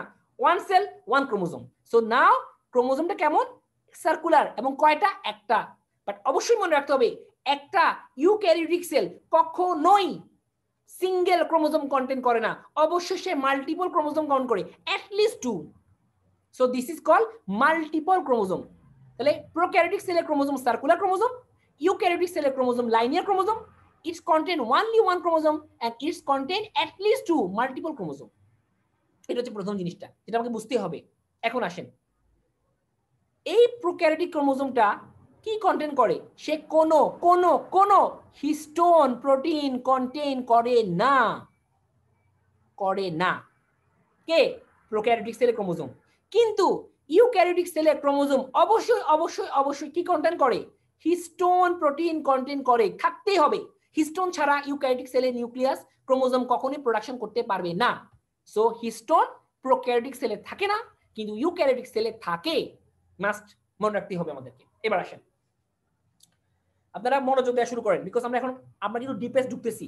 বিকজ এরপর আমরা চলে যাবো সেলুলার স্ট্রাকচারে, মানে ব্যাকটেরিয়া সেলের ওয়ালে। সেল ওয়ালের স্ট্রাকচার যে বুঝবে না তার মাইক্রোবায়োলজি বৃথা। সো আপনারা সবাই মনোযোগ দিবেন, মনোযোগ দিয়ে ক্লাসগুলো করেন, ঠিক আছে? এখন ক্লাস করবো না, পরে করবো, পরে করলে পরেই হবে, আর হবে না, জীবনে আগাবে না, করে দিলাম কিন্তু। এখন আসেন থার্ড টপিকটা, যেটা বুঝতে হবে, আমি জানি অধিকাংশ বুঝবেন না, সেটা হচ্ছে ইন্ট্রন এন্ড এক্সন। ভাই এটা কি? আচ্ছা একটু বুঝার ট্রাই করি, ঠিক আছে? এটা না বুঝলে হবে না আমার সাথে, ঠিক আছে? ধরেন ইট ইজ আ ডিএনএ, এটা হচ্ছে ডিএনএ, এবং আমরা জানি ডিএনএ কি দিয়ে গঠিত হয়? ট্রাই নিউক্লিওটাইড দিয়ে গঠিত হয়, ঠিক না? আচ্ছা, এবং আমরা জানি তিনটা পরপর ট্রাই নিউক্লিওটাইডকে কি বলি? আমরা কোডন বলি। এবং এগুলা কি করতে পারে? অ্যামাইনো অ্যাসিড সিকোয়েন্স কোডন করে। যেমন আমরা জানি যে এএজি বলি না আমরা, এএজি টিটিপি পড়ছি না আমরা, এগুলো পড়ছি, কিন্তু এগুলোকে আমরা বলি কোডন। পরপর তিনটা নিউক্লিওটাইডের সিকোয়েন্স আমরা কি বলি? একটা কোডন। কি কোড করে? একটা অ্যামাইনো অ্যাসিডের সিকোয়েন্স কোড করে, ঠিক আছে? তা ধরেন এখানে কি আছে? এখানে আছে এ এ এ, এখানে আছে ধরেন টি টি টি, এরপর আছে ধরেন এ টি এ টি এ টি। এখন দেখেন, ধরেন এই যে এ এ এ, ও ধরেন অ্যালানিন প্রোডাকশন করে, মানে এই কোডটা কি কিসের জন্য কোড করে? অ্যালানিন। কিন্তু এরপরে, হ্যাঁ, এরপরে যে ধরেন টি টি টি আছে, আমি ধরে নিচ্ছি, আমি জাস্ট নট শিওর, আমি জাস্ট এক্সাম্পল দেওয়ার জন্য বলতেছি, আমি ধরে নিচ্ছি এই টি টি টি কি প্রোডাকশন করে? ধরেন টাইরোসিন, জাস্ট এক্সাম্পল দিচ্ছি, জাস্ট নট শিওর, টাইরোসিন। কিন্তু দেখেন এরপর কি আছে? এটি এটি এটি, কিন্তু দেখা যায় এই সিকোয়েন্সগুলা কোনো অ্যামাইনো অ্যাসিড সিকোয়েন্স কোড করে না। তাহলে ও করে, ও করে, কিন্তু ওরা করে না, এও করে না, ও করে না। তাহলে যে করে একে আমরা বলবো কি বলবো বলেন তো? একে আমরা বলবো এক্সন, আর একে আমরা বলবো ইন্ট্রন। তাহলে ইন্ট্রন কি করে? কোন রকমের অ্যামাইনো অ্যাসিড সিকোয়েন্স কোড করতে পারে না, কিন্তু এক্সন পারে। তাহলে এক্সনই আমাদের মেন জিনিস, ইন্ট্রন না। ইন্ট্রন ভুয়া। ইন্ট্রন না থাকলে সমস্যা নাই, থাকলে সমস্যা নাই। তাহলে ইন্ট্রন কেন থাকে এটা আমাদের দরকার নেই। টেলোমিয়ার বলে একটা জিনিস আছে, এই জন্য থাকে, আমাদের আপাতত দরকার নাই। আমি ধরে নিচ্ছি আপনি জানেন, ফিউচারে আমি যখন পড়াবো জেনেটিক্স তখন বুঝাবো ইনশাআল্লাহ। আমি কি বুঝতে পারছি নাকি বুঝেন নাই? কে বুঝেন নাই? না বুঝতে ভাই কোশ্চেন করেন যে ভাই বুঝি নাই এটা। ওকে, তাহলে একটা হচ্ছে এক্সন আর একটা হচ্ছে ইন্ট্রন। তাহলে আমরা বলতেছি যে একটা অ্যামাইনো অ্যাসিডের মধ্যে বা একটা ডিএনএ এর মধ্যে যে ট্রাই নিউক্লিওটাইড সিকোয়েন্স কোনো একটা অ্যামাইনো অ্যাসিডের জন্য কোডিং করতে পারে, হ্যাঁ, তাকে আমরা বলি এক্সন। কি বলি আমরা? এক্সন। কিন্তু যে পারে না তাকে বলি ইন্ট্রন। এখন খেয়াল করে দেখেন, ইউক্যারিওটিক সেলের মধ্যে এক্সনও পাওয়া যায়, ইন্ট্রনও পাওয়া যায়, because they have multiple chromosome. তাদের অনেক ক্রোমোজোম আছে, অনেক নিউক্লিয়াস, তাদের অনেক অনেক সরি অনেক ডিএনএ। তো তাদের কিছু এত এত জিনের প্রয়োজন নাই। বাট প্রোক্যারিওটিক সেলের ব্যাটার খালি একটা ক্রোমোজোম, একটা ডিএনএ। তার আপনি চিন্তা করে দেখেন তো, ওই একটা ডিএনএ কতটা ছোট, সেটার মধ্যে যদি আবার এক্সন ইন্ট্রন থাকে, তাহলে কি সে ভালোভাবে কাজ করতে পারবে? এই জন্য নেচার কি করছে, তার মধ্যে ইন্ট্রন রাখেই নাই, সব কি এক্সন। তার অর্থ হচ্ছে একটা প্রোক্যারিওটিক সেলের যে ডিএনএ আছে তার প্রত্যেকটা পোরশন কি করতে পারে? অ্যামাইনো অ্যাসিডের সিকোয়েন্স কোড করতে পারে, সবাই এক্সন, কেউ ইন্ট্রন নাই। ক্লিয়ার জিনিসটা? তাহলে সিম্পল জিনিসটা বোঝা ট্রাই করি। ধরেন আমি আবার বলতেছি যে ধরেন আপনার একটা ডিএনএ আছে, এটা ইট ইজ দ্য ডিএনএ। এই ডিএনএ এর মধ্যে কি আছে? ধরেন এখানে আছে এ এ এ, এরপর আছে ধরেন এ টি এ, তারপর আছে ধরেন সি সি জি। কথার কথা আমি জাস্ট বলতেছি। ধরেন এই এ এ টি কিসের জন্য কোড করে? অ্যালানিন কোড করে। অ্যালানিন হচ্ছে একটা অ্যামাইনো অ্যাসিড। আর এই সি এ জি কি করে? আমি জাস্ট ধরে নিচ্ছি এটা, ধরেন আপনার প্রোলিন কোড করে, প্রোলিন। কিন্তু এই যে এটিসি আছে সে কোনো কিছু কোড করে না, সে হুদা হুদা জিনিস। তাহলে এই হুদা জিনিসকে আমরা কি বলি? ইন্ট্রন। এই হুদা জিনিসকে আমরা কি বলি? ইন্ট্রন। আর যেগুলো কোড করে তাদেরকে আমরা কি বলবো? এক্সন। এটাকে আমরা কি বলবো? এক্সন। তাহলে যে কোড করে সে এক্সন, যে কোড করতে পারে না সে ইন্ট্রন। প্রোক্যারিওটিক সেলে কে থাকে? শুধু এক্সন, বিকজ তার মাত্র একটা ডিএনএ, তার এত অ্যাভেলেবিলিটি নাই। আমি ভাতি খাইতে পারি না, আমি পোলাও দিয়ে করবো, জিনিসটা হচ্ছে এমন। ঠিক আছে, তাহলে আমার কোনো মতো ড্রেস, ধর আমি ড্রেস পরবো, আমার শুধুমাত্র কোনো মতো নিজেকে ঢাকলেই হয়েছে, আমার তো বড় বড় লেন্সের দরকার নেই, জিনিসটা হচ্ছে এমন। কিন্তু ইউক্যারিওটিক সেলের মাল্টিপল ডিএনএ আছে, এই জন্য তাদের এত সবগুলা, তাদের কিছু প্রাচুর্যতা আছে, এই জন্য তারা কি করে? তারা ইন্ট্রনও কন্টেন্ট করে, এক্সনও কন্টেন্ট করে। এই জন্য প্রোক্যারিওটিক সেলে শুধু এক্সন থাকে, ইন্ট্রন থাকে না, কিন্তু ইউক্যারিওটিক সেলের ইন্ট্রন এন্ড এক্সন বোথ থাকে। ক্লিয়ার?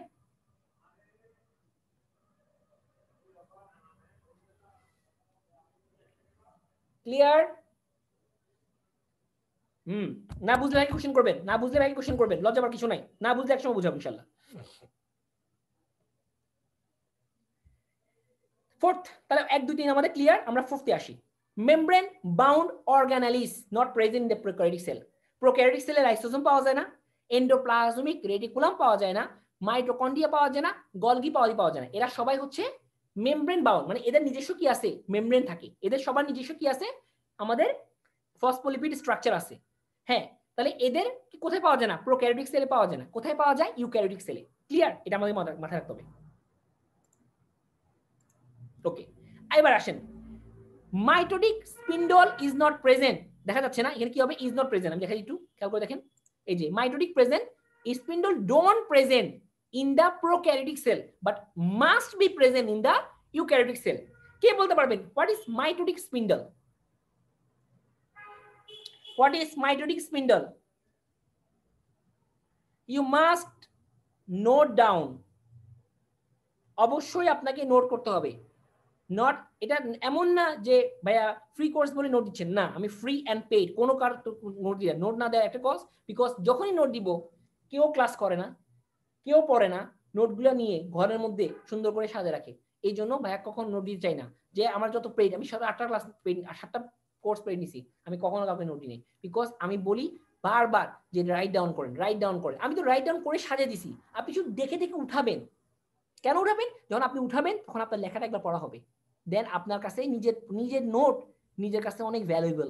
আপনি মনে হয় কষ্ট করছি, তাহলে একটু পড়ি, বাট যে জিনিস কষ্ট ছাড়া পাবেন তখন আর সেটা পড়া হবে না, এটি হচ্ছে প্রবলেম। ওকে, হ্যাঁ, তাহলে আমরা জানি, হ্যাঁ বলছে microtubule form in the cell division is called কি? Mitotic spindle. আজ কেন একটু বোঝা ট্রাই করি। আচ্ছা, ধরেন it is a cell, it is a cell, okay, এবং আমি জানি ধরেন এটা হচ্ছে একটা ইউক্যারিওটিক সেল, এবং তার কি, আমি এক্সাম্পল তার জন্য বলতেছি, ধরেন এটা একটা কি আছে? ক্রোমোজোম আছে। এবং আমরা জানি যখন একটা ইউক্যারিওটিক সেল ডিভিশন করে তখন সে কয়টা ইউক্যারিওটিক সেল তৈরি করে? মাইটোসিস প্রক্রিয়ায় 2টা ইউক্যারিওটিক সেল তৈরি করে। এবং আমরা এটাও জানি যেটাকে আমরা ইকুয়েশনাল ডিভিশন বলি, বিকজ যে আমাদের এইখানে যে ক্রোমোজোম থাকে এখানেও ঠিক ততটাই ক্রোমোজোম থাকবে, এখানেও ঠিক ততটাই ক্রোমোজোম থাকবে, এখানে যতটা সাইটোপ্লাজম থাকবে এখানেও ঠিক ততটাই সাইটোপ্লাজম থাকবে, ঠিক না? তারা তো হচ্ছে 2টা ইকুয়াল থাকবে, এই জন্য তো ইকুইলিব্রিয়াম বলি, বলি না? আচ্ছা, তাহলে এখানে একটা ক্রোমোজোম পাবো, এখানেও একটা ক্রোমোজোম পাবো, এখানে যতটুকু সাইটোপ্লাজম পাবো এখানেও ঠিক ততটুকু সাইটোপ্লাজম পাবো। এমন হবে না যে একটা ছোট্ট আর একটা বড়, it's not possible. Always equal. কার ক্ষেত্রে? মাইটোসিসের ক্ষেত্রে। তাহলে যখন কোনো কিছু আপনি সমান বন্টন করতে চাবেন তাহলে আপনাকে কি করতে হবে? যখন ডিভিশন করতে হবে তখন বুঝে শুনে হিসাব মেপে লাইন ধরে আপনাকে হিসাব করতে হবে। এই হিসাব করার জন্য, প্রত্যেকটা জিনিসকে সমবন্টন করার জন্য সেলটা কি করে? তার দুইটা পোলে কিছু মাইক্রোটিবিউলসকে অ্যাগ্রিগেট করে, যার মাধ্যমে তারা কিছু স্পিন্ডল ফর্মেশন করে, যাকে আমরা বলি মাইটোটিক স্পিন্ডল। কিন্তু একটা প্রোক্যারিওটিক সেল, এই ব্যাটার নিজেরই কোনো ঠিক নাই, সে কখনো একটা থেকে 2টা তৈরি করে, কখনো 4টা তৈরি করে, মানে কোনো হিসাব নাই। এবং তার ক্ষেত্রে কি হয় যে একটা হয় বড়, একটা হয় ছোট, কখনো সমান, কখনো মানে, তাহলে কোন ঠিক নাই, কখনো ছোট করো কখনো সমান। তাহলে সে, তার ক্ষেত্রে এত হিসাব নিকেশের প্রয়োজন নেই, সে জাস্ট একটা থেকে 2 তৈরি করবে। তাহলে যেহেতু তার হিসাব নিকেশের প্রয়োজন নাই, তার স্পিন্ডল ফর্মেশন করার কোনো প্রয়োজন নাই। এই জন্য mitotic spindle not present in the prokaryotic cell but must be present in the eukaryotic sell. Clear? এবং আমরা জানি যে প্রসেসটাকে বলি মাইটোসিস অর মিওসিস। আর এই প্রসেসটা কার ক্ষেত্রে? ব্যাকটেরিয়ার ক্ষেত্রে বলি বাইনারি ফিশন। বাইনারি ফিশন বা ফিশন চাইছে বলেন, সমস্যা নেই। ঠিক আছে, আশা করি বুঝতে পারছেন যে কেন আমাদের মাইটোটিক স্পিন্ডল থাকবে, কেন থাকবে না। এবার আসেন, cell wall must or must not, because except আসে যাকে আমরা বলি মাইক্রোপ্লাজমা, সকল ব্যাকটেরিয়ার মধ্যে সেল ওয়াল থাকে, বেশি মোটা হইতে পারে ছোট হইতে পারে সেটা আলাদা বিষয়, বাট থাকবে।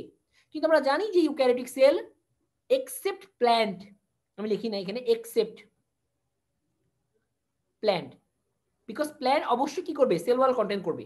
কোনো প্রাণী, হ্যাঁ কোনো এনিমেল, তারা কখনোই কি করবে না, সেল ওয়াল কন্টেন্ট করবে না। এবং ব্যাকটেরিয়ার মধ্যে কে কন্টেন্ট করে না, শুধুমাত্র মাইক্রোপ্লাজমা। আমরা একটু পরে মাইক্রোপ্লাজমিক ডিটেইলস পড়াবো, কোনো সমস্যা নেই, মাইক্রোপ্লাজমা আলাদা ক্লাস আছে। এবার আসেন রাইবোজোম। আমরা সবাই জানি ব্যাকটেরিয়া প্রোক্যারিওটিক সেলের রাইবোজোমকে আমরা বলি 70s রাইবোজোম, এবং দে মাস্ট বি ফ্রি। কেন ফ্রি? বিকজ আমরা একটু আগে বলেছিলাম যে মেমব্রেন বাউন্ড অর্গানালিস যেমন endoplasmic reticulum doesn't present in the prokaryotic cell, এবং আমরা এটাও জানি যে এন্ডোপ্লাজমিক যে রেটিকুলামগুলো থাকে এই রেটিকুলামগুলোর গায়ে অনেক সময় রাইবোজোম লেগে থাকে।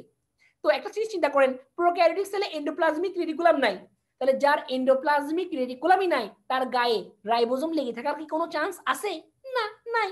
এই জন্য আমার প্রোক্যারিওটিক সেলের ribosome must be always free, not bound, always free, এবং it must be 70s। What is 70s?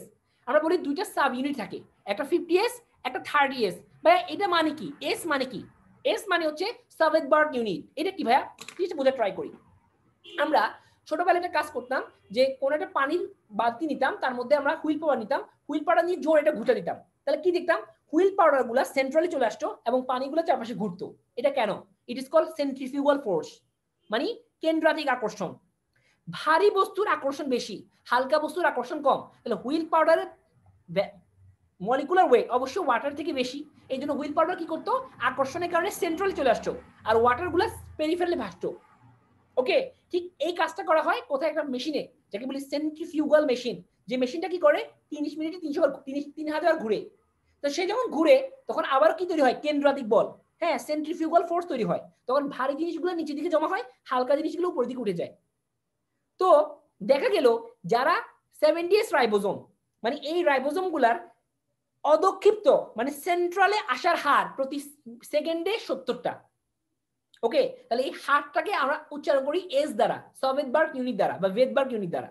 হ্যাঁ, তারা তো এটা হালকা, যেহেতু সে এক মিনিটে মাত্র 70টা জমা হয়, এই জন্য সে হালকা, তাহলে বুঝা যাচ্ছে এটা ভারী, বিকজ সে এক মিনিটে কতটুকু জমা হয়, 80টা। তাহলে ওর জমা হওয়ার হার 70 আর ওর জমা হওয়ার হার 80, তাহলে তো ও হালকা আর ও ভারী। ওকে, এবং একে দুইটা সাব ইউনিট ভাগ করা যায়, 60 এর সাব ইউনিট এবং 40 এর সাব ইউনিট। তাহলে দুইটাকে যখন যোগ করব তখন এটিএস হবে। কেন? বিকজ যখন তারা ফিউশন করে, যুক্ত হয়, তখন কিছু সাবস্টেন্স লস হয়। ধরেন এটা একটা জিনিস, এটা একটা জিনিস, আমি যুক্ত করে কি লেগে যাবে না, লাগার জন্য কি করতে হবে, ধরেন এটা খুললাম, এটা খুললাম, তো খুলতে গেলে কি হলো, কিছু জিনিস লস হলো, তো তখন তারা জয়েন করলো, তো লস হলো না, তারা তো কিছু ওয়েট লস করছে, এই জন্য 60 + 40 = 100 হয় না, কত হয়, এটিএস হয়। 50 + 30 = 80 হয় না, 70s হয়। ক্লিয়ার?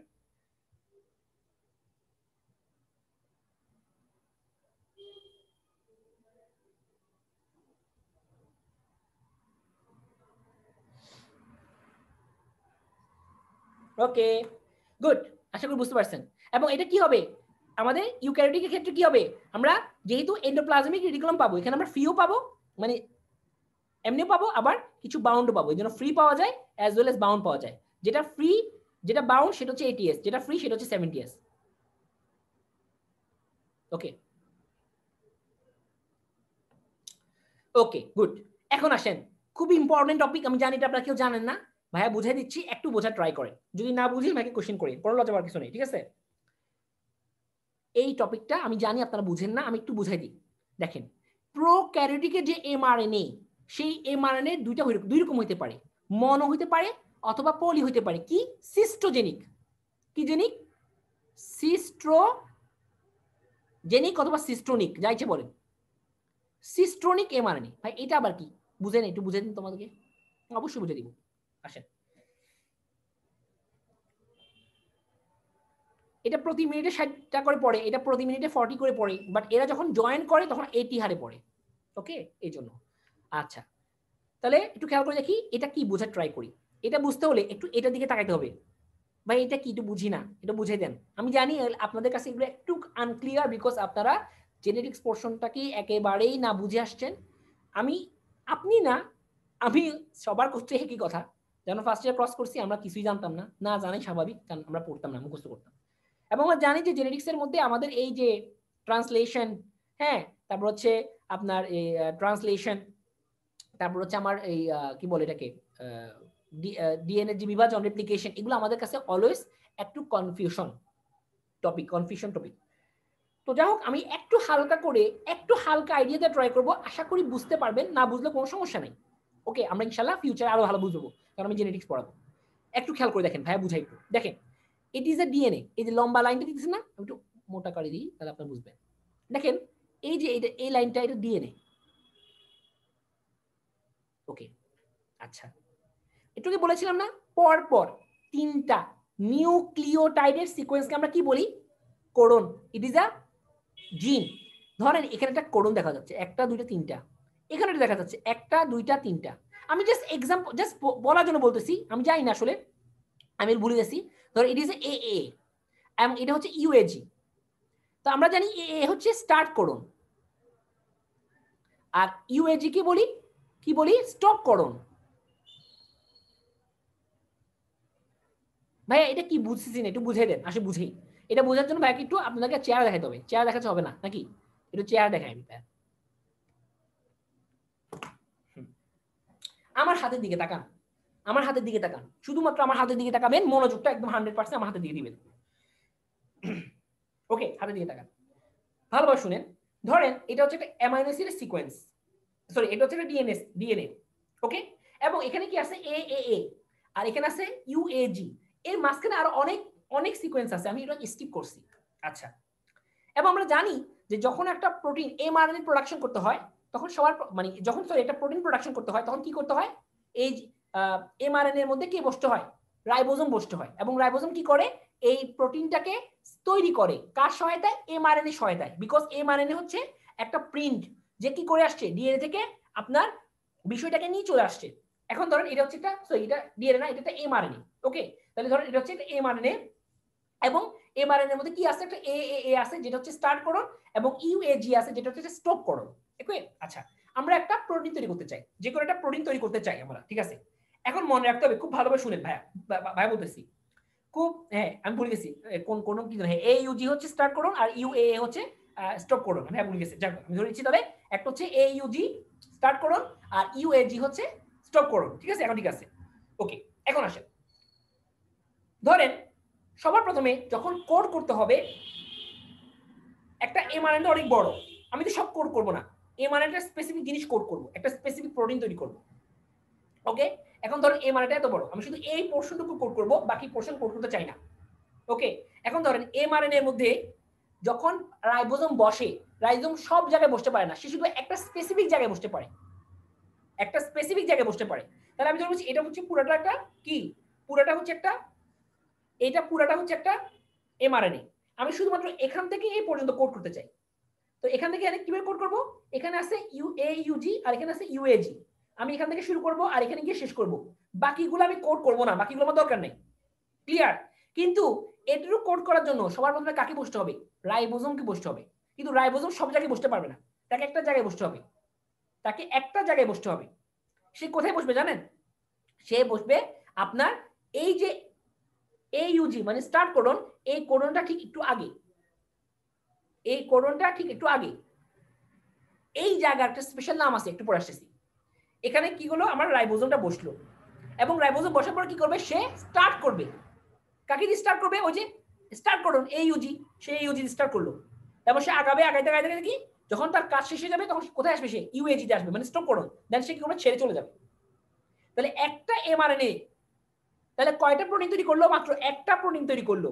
বিকজ রাইবোজোম পুরা এমআরএনএ এর মধ্যে কয়টা জায়গায় বসতে পারে? শুধু একটা জায়গায়, এবং সেই জায়গাটা এখানে কয়টা আছে? শুধু একটা। তাহলে একটা জায়গায় যদি সে বসতে পারে, তাহলে শুধুমাত্র সে কয়টা প্রোটিন প্রোডাকশন করতে পারবে? একটা প্রোটিন প্রোডাকশন করতে পারবে। আমি আবার বলতেছি, আবার মনোযোগ দিয়ে শুনেন, it is a whole mRNA. এখানে অনেক অনেক সিকোয়েন্স আছে, ইচ্ছা করলে আমি অনেক কিছু বানাতে পারি, বাট আমি অনেক কিছু বানাবো না, আমি শুধুমাত্র এই জায়গাটা কোড করতে চাই।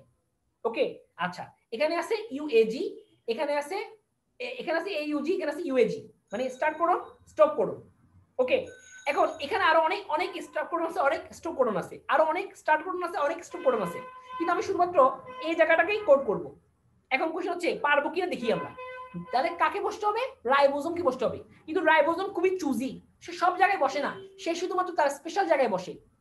প্রাইমার বলি, দরকার নেই আমাদের বুঝাইটা। এই স্পেসিফিক জায়গাটা বসার পরে সে কোড করা শুরু করে। ওকে, এখন ধরেন পুরা এমআরএনএ এর মধ্যে ওই স্পেসিফিক জায়গা শুধু একটা, মাত্র একটা, আর বেশি নাই, একটা। তাহলে সে শুধুমাত্র একটা জায়গায় বসতে পারে। একটা জায়গায় বসলে শুধুমাত্র ওই জায়গাটুকুই কোড করতে পারবে। অন্য জায়গায় যেহেতু সে বসতে পারে না, অন্য জায়গায় কোড করার ক্ষমতা তার নাই। তাহলে পুরা এমআরএনএ থেকে কয়টা প্রোটিন প্রোডাকশন হবে? মাত্র one, only one. So this is called monocistronic mRNA. তাহলে যে এমআরএনএ এর মধ্যে শুধুমাত্র একটা স্পেসিফিক জায়গা থাকে, আমরা শিগা স্পেস বলি, শিগা স্পেস, ওই স্পেসটা যদি শুধু একটা থাকে, তাহলে ওই এমআরএনএ থেকে শুধুমাত্র একটা প্রোটিন প্রোডাকশন করা সম্ভব, মাল্টিপল প্রোটিন প্রোডাকশন করা সম্ভব না। এবার আসেন, এটা একটা এমআরএনএ, আমি বলছি শিগা স্পেস, মানে স্পেশাল স্পেস যেখানে আমার রাইবোজোম বসতে পারে। এই পুরো এমআরএনএ এর মধ্যে ওই স্পেস আছে তিনটা, এখানে একটা, এখানে একটা, এখানে একটা। তাহলে বলেন তো আমার রাইবোজোম কয়টা জায়গায় বসতে পারবে? তিন জায়গায়। তাহলে সে যদি তিন জায়গায় বসতে পারে, তাহলে কয়টা প্রোটিন সে তৈরি করতে পারবে? তিনটা। তাহলে এমআরএনএ কয়টা? একটা। স্পেস কয়টা? তিনটা। তাহলে কয়টা প্রোটিন কোড হলো? তিনটা প্রোটিন। তাহলে একটা এমআরএনএ থেকে কয়টা প্রোটিন কোড হলো? তিনটা। So this is not called monocistronic, it is called polycistronic. বুঝছেন কিনা বলেন?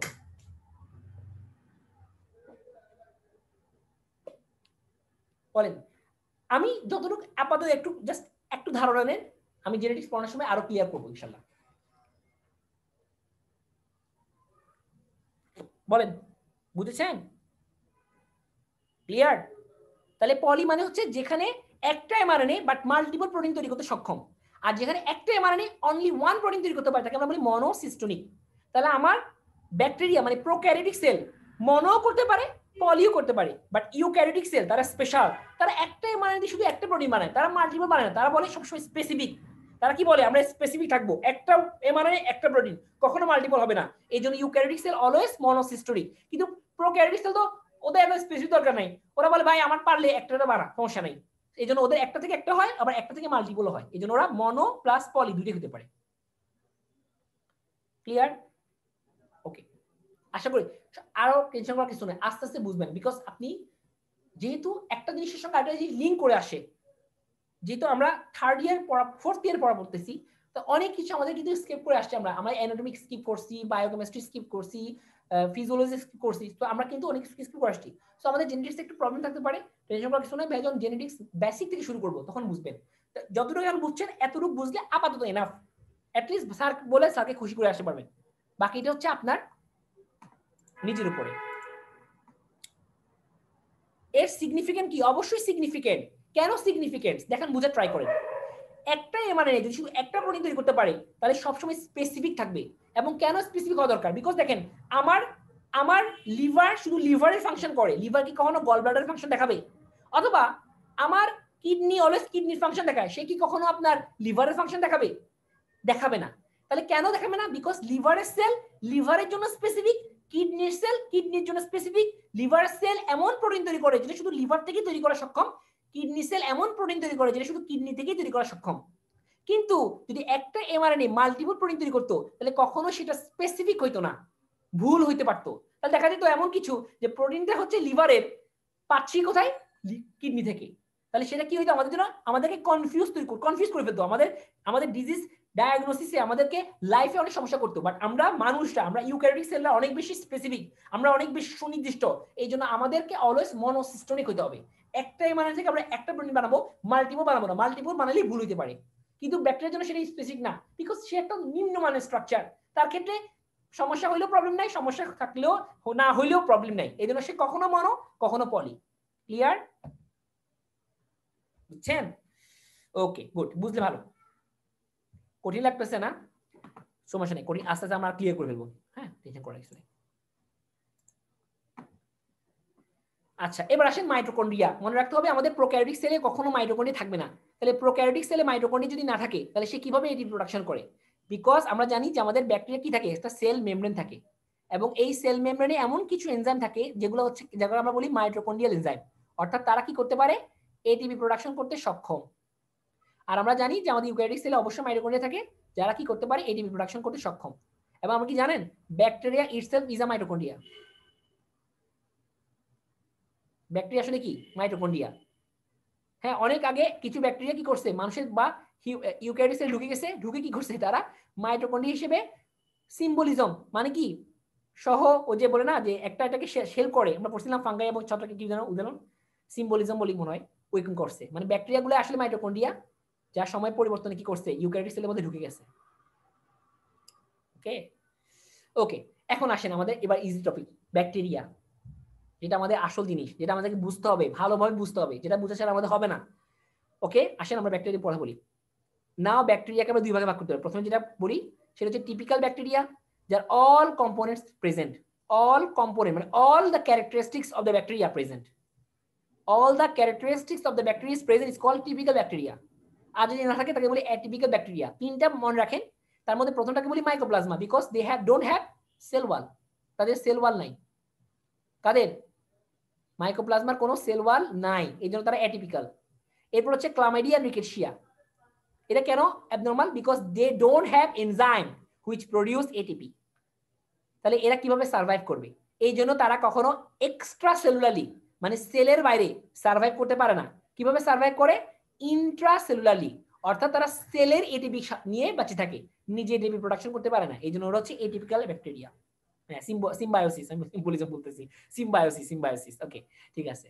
তাহলে আমরা বুঝতে পারতেছি টিপিক্যাল কাকে বলে, অ্যাটিপিক্যাল কাকে বলে। জাস্ট এটা এক্সাম্পল মনে রাখেন, বিকজ এগুলো এমসিকিউর জন্য ইম্পর্টেন্ট, যখন পোস্ট গ্রাজুয়েশন করবেন তখন লাগবে। এখন দেখেন যে আমাদের ব্যাকটেরিয়ার কি আছে, আমরা ব্যাকটেরিয়া আছে সেল ওয়াল। এখন কোশ্চেন হচ্ছে সেল ওয়াল কেন দরকার? What are the function of cell wall? বলেন দেখি, একজন বলেন, what are the function of cell wall? What are the function of cell wall? Cell wall কি কাজ করে, কি দরকার সেল ওয়াল? থাকলে কি হবে, না থাকলে কি হবে? প্রয়োজন আছে কি সেল ওয়ালের? ব্যাকটেরিয়ার জন্য সেল ওয়াল কি করে? প্রোটেকশন দেয়। কি দেয়? কি করে? ব্যাকটেরিয়ার জন্য সেল ওয়াল যে কাজটা করে তাকে আমরা বলি প্রিভেন্ট করে। কি প্রিভেন্ট করে ভাইয়া? আমরা বলি অসমোটিক বাস্ট প্রিভেন্ট করে।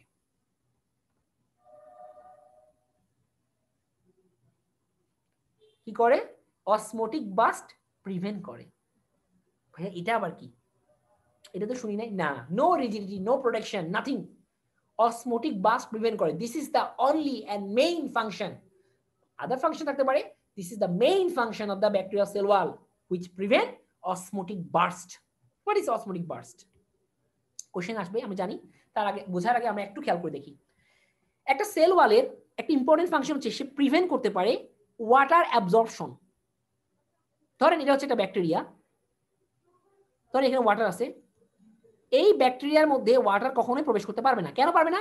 Because they have cell wall. এই সেল ওয়াল কি করে? এই সেল ওয়ালগুলা কি করে? এই ওয়াটারগুলাকে ব্যাকটেরিয়া সেলের মধ্যে প্রবেশ করতে বাধা প্রদান করে। তাহলে ব্যাকটেরিয়া সেল ওয়াল কি করে? সে ওয়াটার অ্যাবজর্পশনকে প্রিভেন্ট করে। এখন আমরা সবাই জানি যে ওয়াটার অ্যাবজর্পশন কেন হবে ভাইয়া, তা বোঝার জন্য আমাকে জিনিস বুঝতে হবে, সেটা হচ্ছে তিনটা ওয়ার্ড, আইসোসমোটিক, হাইপারসমোটিক এন্ড হাইপোসমোটিক। এই তিনটা জিনিস আমাকে বুঝতে হবে, তা না বুঝতে হবে না। ধরেন এটা হচ্ছে একটা পাত্র, এই পাত্রের মধ্যে আপনি একটা পানি রাখছেন, পানিগুলো কি সমৃদ্ধ? লবণ সমৃদ্ধ। কি সমৃদ্ধ? সরি, ধরেন ফ্রেশ ওয়াটার। আমি ধরে নিচ্ছি এর অসমোলারিটি মানে ঘনত্ব হচ্ছে 1000, জাস্ট এক্সাম্পল। আপনি কি করলেন? এই পাত্রের মধ্যে একটা আঙ্গুর ফেলাইলেন, আঙ্গুর। এই আঙ্গুরের ভিতরে যে ওয়াটার আছে তার অসমোলারিটি কত? 1000। তাহলে এখন এই আঙ্গুরের কি হবে? নাথিং, কিছু হবে না। কেন হবে না? বিকজ এই আঙ্গুরের ভিতরের অসমোলারিটি বা ঘনত্ব বাইরের ওয়াটারের অসমোলারিটি বা ঘনত্বের সমান। যেহেতু দুজনই সমান, এই জন্য কোনো সেল আঙ্গুর থেকে ভিতরে ঢুকবে না, সরি কোনো ওয়াটার আঙ্গুর থেকে বাইরেও যাবে না, আবার কোনো ওয়াটার বাইরে থেকে আঙ্গুরের ভিতরে প্রবেশ করবে না। ওকে, সো আমি বলতে পারি যে এই ওয়াটারটা হচ্ছে আঙ্গুরের সাপেক্ষে আইসোসমোটিক, মানে সেম অসমোটালিটি। ক্লিয়ার? বুঝতে পারছেন? আচ্ছা, এবার একটু আসেন নেক্সট টপিকে যাই। ধরেন আরেকটা পাত্র নিলাম, এই পাত্রের মধ্যে আমরা দিলাম কি? ওয়াটার। এবং এই ওয়াটারের মধ্যে কি মিশালাম? ধরেন আমরা কিছু লবণ মিশালাম, সোডিয়াম ক্লোরাইড। সোডিয়াম ক্লোরাইড মিশনের কারণে ধরেন এই ওয়াটারের ঘনত্ব হয়ে গেল 1200। এখন আপনি একটা আঙ্গুর নিছেন, এই আঙ্গুরের ভিতরে যে ওয়াটার আছে তার ঘনত্ব, জাস্ট এক্সাম্পল ধরেন, তার ঘনত্ব আমি ধরে নিচ্ছি কোনোভাবে 1600। এখন আসেন আমি আঙ্গুরটাকে কি করব, এখানে ফেলাবো, ফেললাম। তাহলে আঙ্গুরের ভিতরে পানি ঘনত্ব কত? 1600, আর বাইরের পানি ঘনত্ব কত? 1200। তাহলে কি হবে? যেহেতু বাইরের পানির ঘনত্ব 1200 মানে কম, আর ভিতরের পানির ঘনত্ব বেশি, তাহলে কি হবে জানেন? ওয়াটার বা পানি বাইরে থেকে সেলের ভিতরে প্রবেশ করবে। তাহলে পানি যদি সেলের ভিতরে প্রবেশ করে তাহলে সেলটা কি আগের মতো থাকবে নাকি সে ফুলে যাবে? সে ফুলে যাবে। এখন কোশ্চেন হচ্ছে সে কতটুকু ফুলবে? যতটুকু ফুলতে সে সক্ষম। একসময় ফুলতে ফুলতে সে দুম করে বাস্ট হয়ে যাবে। ঠিক আছে? তাহলে আমরা খেয়াল করে বলি যে এই আঙ্গুরের ভিতরে যে পানিটা আছে সেটা হচ্ছে বাইরের পানির তুলনায় কি হাইপার অসমোটিক, বিকজ এর অসমোলারিটি পানির অসমোলারিটি থেকে অনেক বেশি। এই জন্য কি হয়েছে, বাইরের পানিগুলা আঙ্গুরের ভিতর প্রবেশ করে আঙ্গুরটাকে ফাটাই ফেলছে। ওকে, এটাকে আমরা বলি হাইপার অসমোলারিটি। এটুকু বুঝছেন? এতটুকু বুঝছেন নাকি? এটা জানেন আপনারা, জানেন, আমি জানি এগুলো পারেন আপনারা। এখন আসেন বুঝে ট্রাই করি। ব্যাকটেরিয়ার কথা আসি। একটা বাবু ব্যাকটেরিয়া মাত্র জন্মগ্রহণ করছে। এই বাবু ব্যাকটেরিয়ার ভিতরে যে পানি আছে সেই পানিগুলা কেমন জানেন? সেই পানিগুলো কেমন জানেন? আমাদের প্লাজমার সাপেক্ষে, ভালোভাবে শুনেন, আমাদের প্লাজমার সাপেক্ষে এই পানিটা হচ্ছে আইসোসমোটিক। কার সাপেক্ষে? প্লাজমার সাপেক্ষে। তার তো প্লাজমার অসমোলারিটি আর বাবু ব্যাকটেরিয়া, কি ব্যাকটেরিয়া? বাবু মানে বেবি ব্যাকটেরিয়া,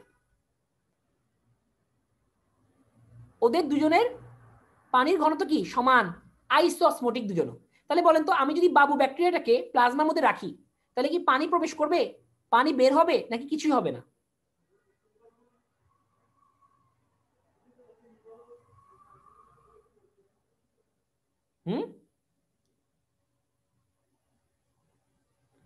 কি হবে? কিছু হবে? Nothing happens, right? কিছুই হবে না। কেন হবে না?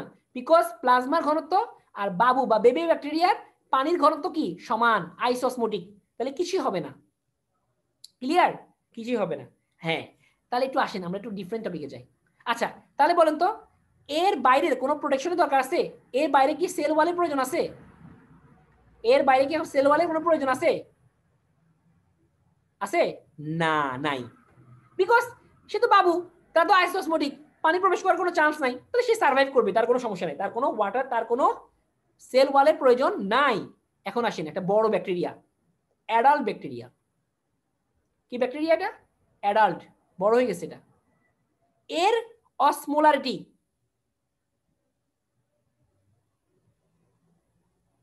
Hyper osmotic. তার অর্থ কি জানেন?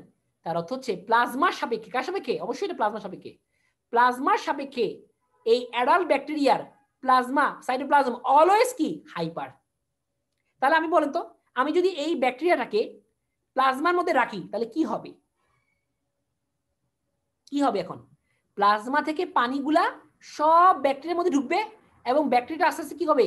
বড় হবে, বড় হবে, বড় হবে। যতক্ষণ পর্যন্ত সে বাস্ট হবে ততক্ষণ সে বড় হবে। একটা সময় ফুটুস, অর্থাৎ ডেথ। এটা কি হওয়া উচিত? ওরা কি এত গাধা? ওরা কি এমনি মারা যাবে কিছু করা ছাড়া? কখনো না। এই জন্য তারা বলে নো, আমরা মারা যাব না, আমরা সার্ভাইভ করব। তাহলে কিভাবে সার্ভাইভ করবে? এটা তোদের তো হাইপার অসমোটিক, কিভাবে সার্ভাইভ করবি বল? ওরা বলে ঠিক আছে, টেনশন করা কিছু নাই, আমরা আমাদেরকে সার্ভাইভ করার জন্য, নিজেদেরকে বাঁচানোর জন্য আমাদের চারপাশে কি তৈরি করছি? ওয়াল তৈরি করছি। যে ওয়ালের কাজ কি? যে ওয়ালের কাজ হচ্ছে আমাদেরকে এই পানি থেকে বাঁচানো, অর্থাৎ তার এখন আর ডেথ হবে না। সো এই ওয়াল কি করলো? প্রোটেকশন দিল। কোত্থেকে? ওয়াটার থেকে। কি ওয়াটার থেকে? অসমোটিক বাস্ট থেকে। ক্লিয়ার? ওকে, তাহলে মনে রাখতে হবে আমাদের বাবু ব্যাকটেরিয়া যখন জন্মগ্রহণ করছে মাত্র, মানে মাত্র তৈরি হয়েছে, তারা কিন্তু সেল ওয়াল থাকে না, তাদের কোনো সেল ওয়াল নেই, কারণ তারা প্রোটেক্টেড, তারা আইসোসমোটিক। বাট যত সময় যাবে, যত তারা অ্যাডাল্ট হবে, তত তারা নিজেকে প্রোটেক্ট করার জন্য তারা কি করবে? সেল ওয়াল সিক্রেশন করবে।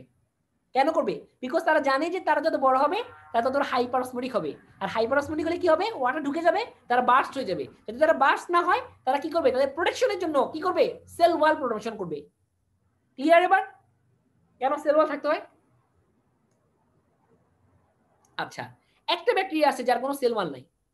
আচ্ছা, ব্যাকটেরিয়া সেল মানে যে সেল ওয়াল, হ্যাঁ, বা সাইট ব্যাকটেরিয়া যে সেল মেমব্রেন, তার একটা স্পেশাল আছে, সেটা হচ্ছে কোনো স্টেরল থাকে না।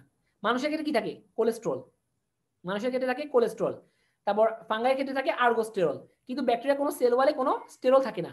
কিন্তু মনে রাখবেন মাইকোপ্লাজমা, মাইকোপ্লাজমা মাইকোপ্লাজমা তার কোনো সেল ওয়াল নাই, তার কোনো সেল ওয়াল নাই। তাহলে সে কিভাবে সার্ভাইভ করে? Because they have sterol. এবার আমরা জানি স্টেরল কি করতে পারে? টেনসাইল স্ট্রেংথ, টেনশন কন্ট্রোল করে, টেনশন। অর্থাৎ তার সেল ওয়াল না থাকা সত্ত্বেও সে সার্ভাইভ করবে because they have tensile strength by sterol. এত মনে রাখেন।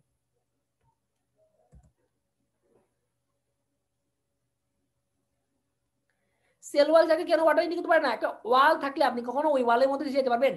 এটাই সেল ওয়াল গুলো হচ্ছে হাইগ্রো কি হাইগ্রোফোবিক সাবস্টেন্স।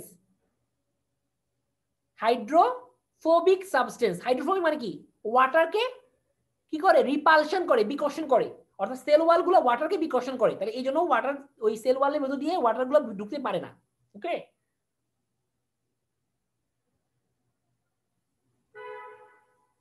ক্লিয়ার?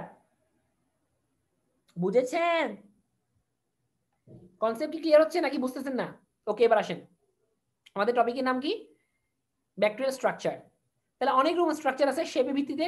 কক্কাই, ব্যাসিলাস মানে লম্বা লম্বা, স্পাইরোকিটস, ট্রিবোনোমা প্যালিডাম যেটা সিফিলিসে পাই, দেখেন কিসের মতো? স্পাইরালের মতো। আর হচ্ছে প্লিওমরফিক মানে যার কোনো শেপ নাই। তাহলে কেন শেপ নাই? Because they don't have cell wall. তাহলে যাদের সেল ওয়াল থাকবে না তাদের কোনো শেপ থাকবে না। তাহলে বুঝাচ্ছে ব্যাকটেরিয়ার শেপ কে তৈরি করে?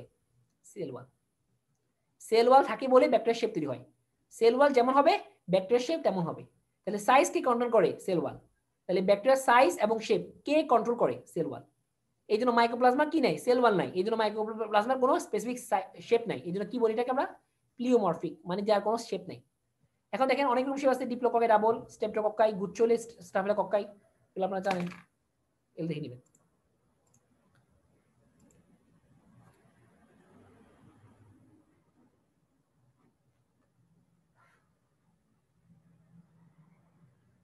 ওকে, স্টেরল মানে কোলেস্ট্রল। স্টেরল যে কোনো কোলেস্ট্রল জাতীয় সাবস্টেন্স কি করতে পারে? যেমন সারফেক্টেন্ট, এরা টেনশন তৈরি করতে পারে, টেনসাইল স্ট্রেংথ বলি আমরা। টেনশন হলে কি হবে? টেনশনের জন্য সেল মেমব্রেনটা অলওয়েজ টাইট হয়ে থাকবে, টাইট হয়ে থাকলে ওয়াটার ঢুকতে পারে না। এই জন্য আমার মাইক্রোপ্লাজমা সেল ওয়াল না থাকা সত্ত্বেও সে কি করতে পারবে? সার্ভাইভ করবে because they have sterol. Sterol কি করতে পারে? ওয়াটারকে প্রিকশন করে, এই জন্য ওয়াটার এমনি ঢুকতে পারে না। ওকে,